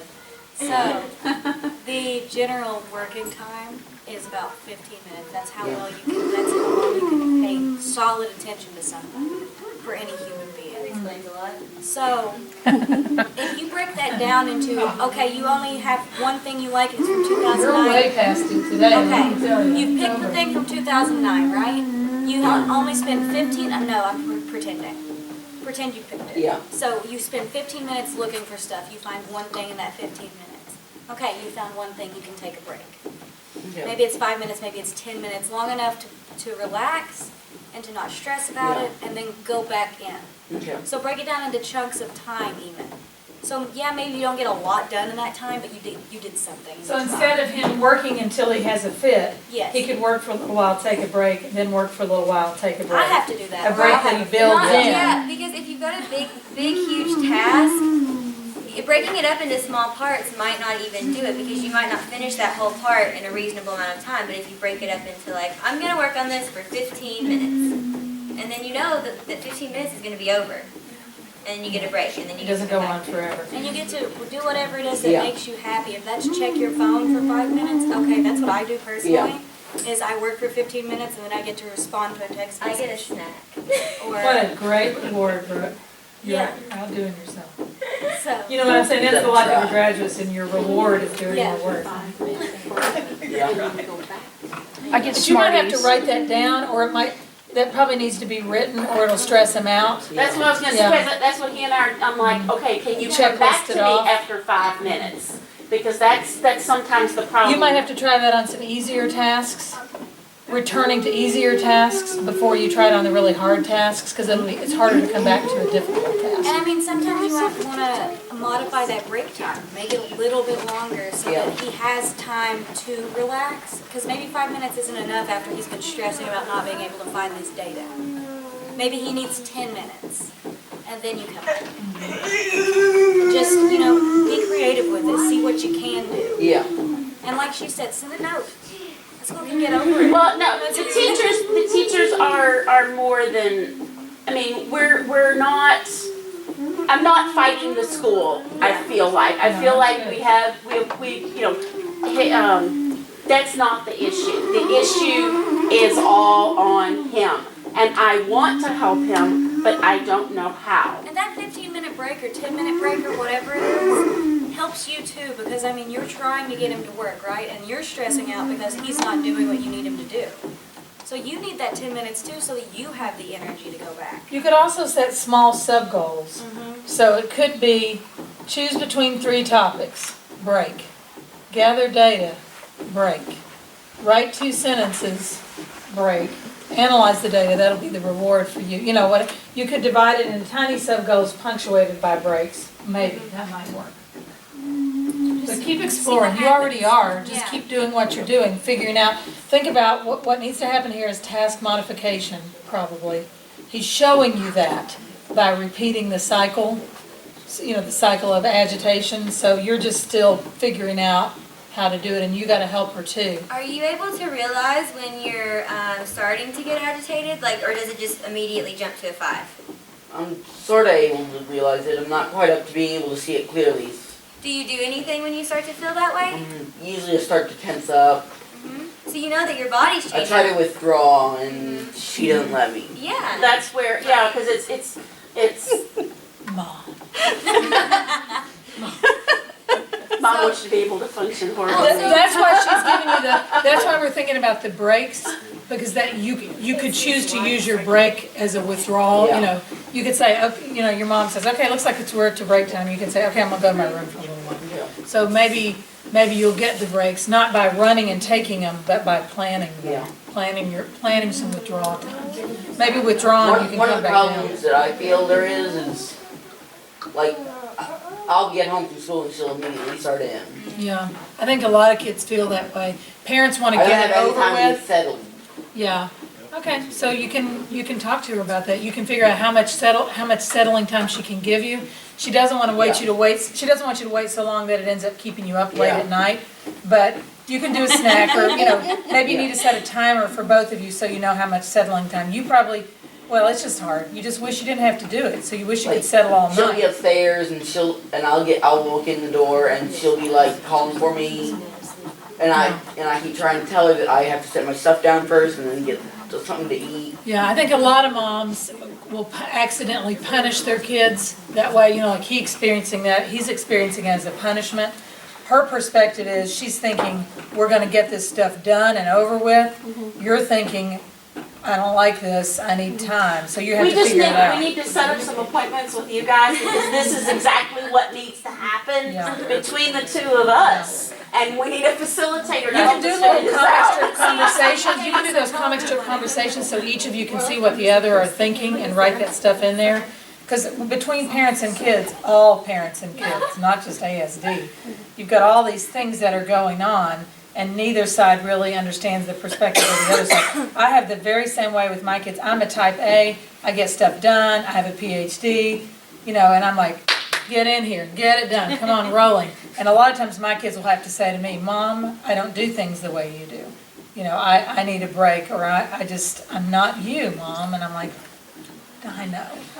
So, Nonverbal kids have do to that Clarify too. what breaks Yeah. are. Yes. And you'll somehow have to structure them so you know how Just long they're going to be. So we were talking about she just mentioned nonverbal kids do it too.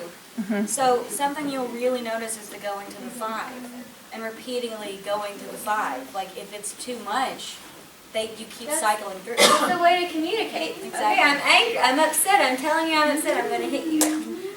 And I think the key here is that parents, teachers, caregivers, we're on that scale too. So that's what I have with Ava. And Ava and Evan have known each other since they were little. They're the same age. Lori and I used to be neighbors. So Evan, you come home, you need to relax. Yeah. Well, your mother is already at least 4 when you come home. Because I've gotten the emails from the teachers saying, okay, she Yeah, knows for sure. we need to do she knows that her workday is starting. The longer it takes you to do it, the more time she has to remind you. Even letting you give breaks, that extends the time that she's at a 4, trying to get down to a 3 or a 2, so that she can help you. So it's not that she doesn't have faith that you can do it, or isn't proud of all you've done all day long. It's not that she doesn't want you to have a break. Yeah, She's just feeling it's pressured. that her anxiety gets more and more the longer it takes you to do it. Yeah. And that's also really good because then you can model. I miss you so much. Like you can say, I'm feeling a 4 right now. Just letting just saying I'm feeling at a 4 right now, and then that way he knows. Okay, Because you've got this overdue work, a big homework Yes, assignment or yes, something. yeah. yes. So you have your number and your mom has her number. You may have to help her with her numbers. Yeah.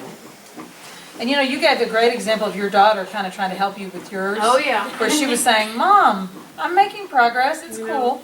So you're sort of She'll say, feeling a it's 4. not your homework. It's not your life, Mom. I like that. It's hard to be a mom. It's not your homework. It's a lot of responsibility. Can you make this into a board game with adults and children? Oh yeah. That would be amazing. I'm gonna look into that. Do it. Dr. Bundy, that would be a really great project for your students in the autism one. My students have to do doctoral specialty projects. Do you guys already have yours, all of you?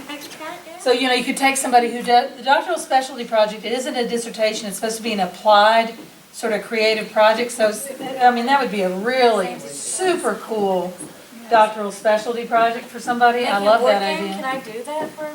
Yeah, yeah, because you could pilot it, you could solicit input from the, from the participant consumer group, from the stakeholder people. You could create it, you could bring it and show it to him to see what, you could get his input on whether he likes it. You could go through a lot of different steps and it could be a stakeholder So basically, I'll be created finding group. you in a couple of months. and then when you get an academic job, you can apply for grants or do small business development and get a patent and bring in money into your department. I would just like to make an observation at this particular point.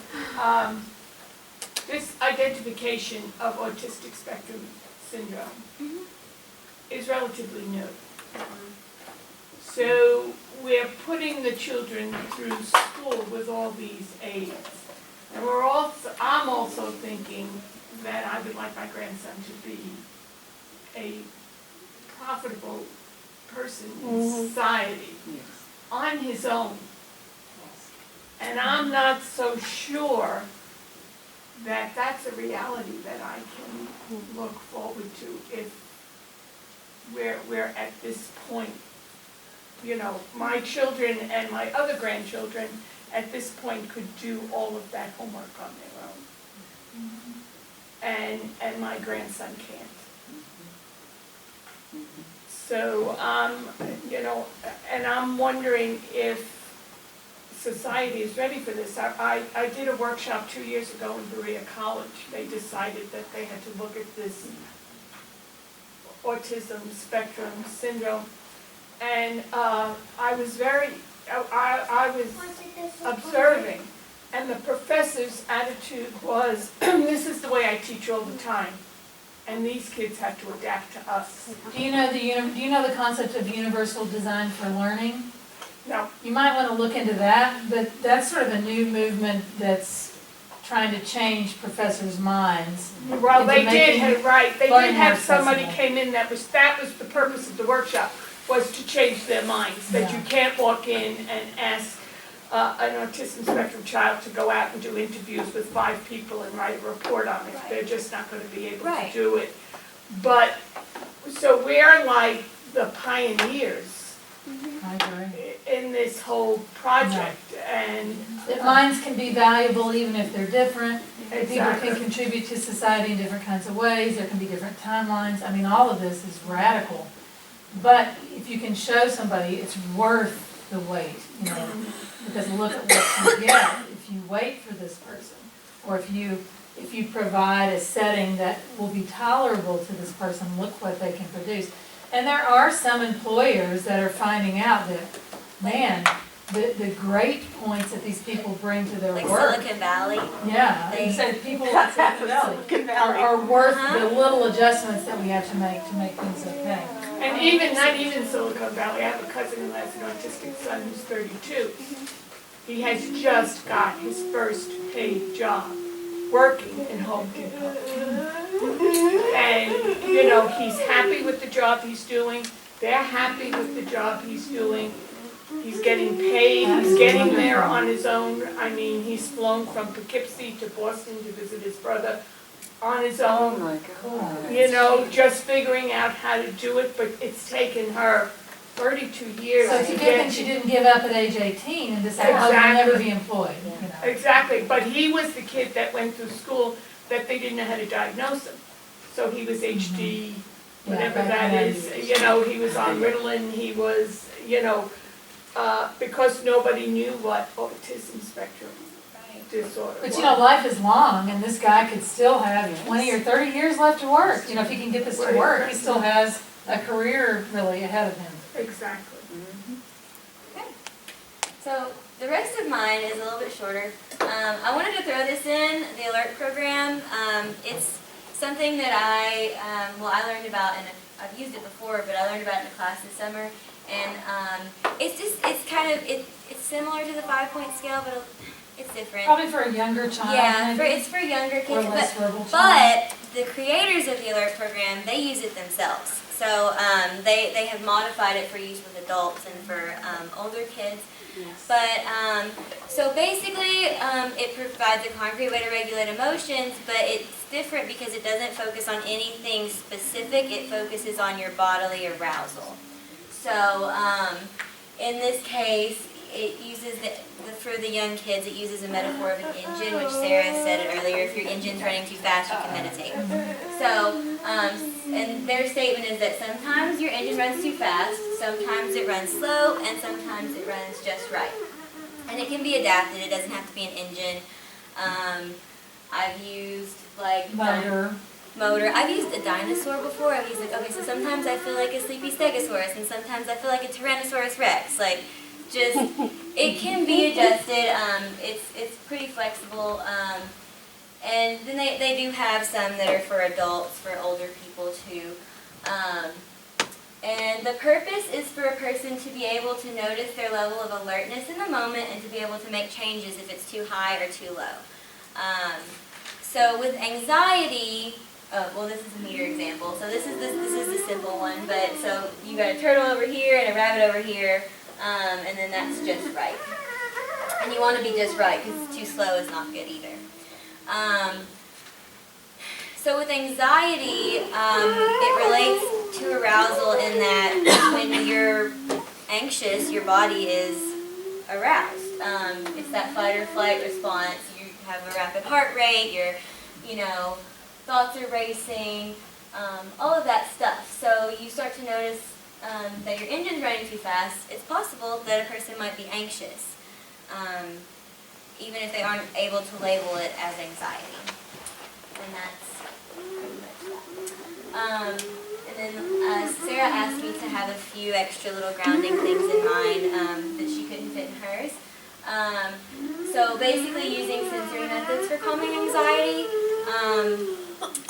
So using the senses is a great way to combat anxiety, and grounding can be utilized in conjunction with the 5-point scale or the alert program. So you realize that you're feeling a 3, you go and do some grounding. And when a person, like I said, when a person identifies that they're feeling anxious or that they're high alerts, they can just use grounding techniques to self-regulate. And here are some examples of ways to ground. Exercise, because that's kind of, you're moving your body.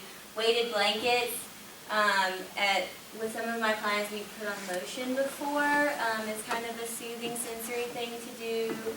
Taking a bath is one that people sometimes do, listening to music, chewing gum, getting something to drink, going for a walk, dancing, smelling something pleasant, and the list goes on and on. What about petting a dog? Petting a dog. Petting a cat. Petting a cat. That's a good one. Having a cat sit in your lap. Yeah. Good. Having a snack even, a healthy snack. But yeah, so there are lots of things that you can do, and it's good to have these options when you're making, your contingencies with your 5-point scale. You can say, okay, when I feel like I'm a 3, I'm going to go get something to drink. Maybe I'll feel better when I come back. It's kind of like taking a break. And I think that is all, that's it. Any concluding remarks, Sarah? From me? Yeah. Maybe everybody else has questions. Yeah, questions beyond the We've done a lot of questions throughout. Yeah. Anybody have anything Questions. else? You guys have a lot of great ideas. application questions, anything?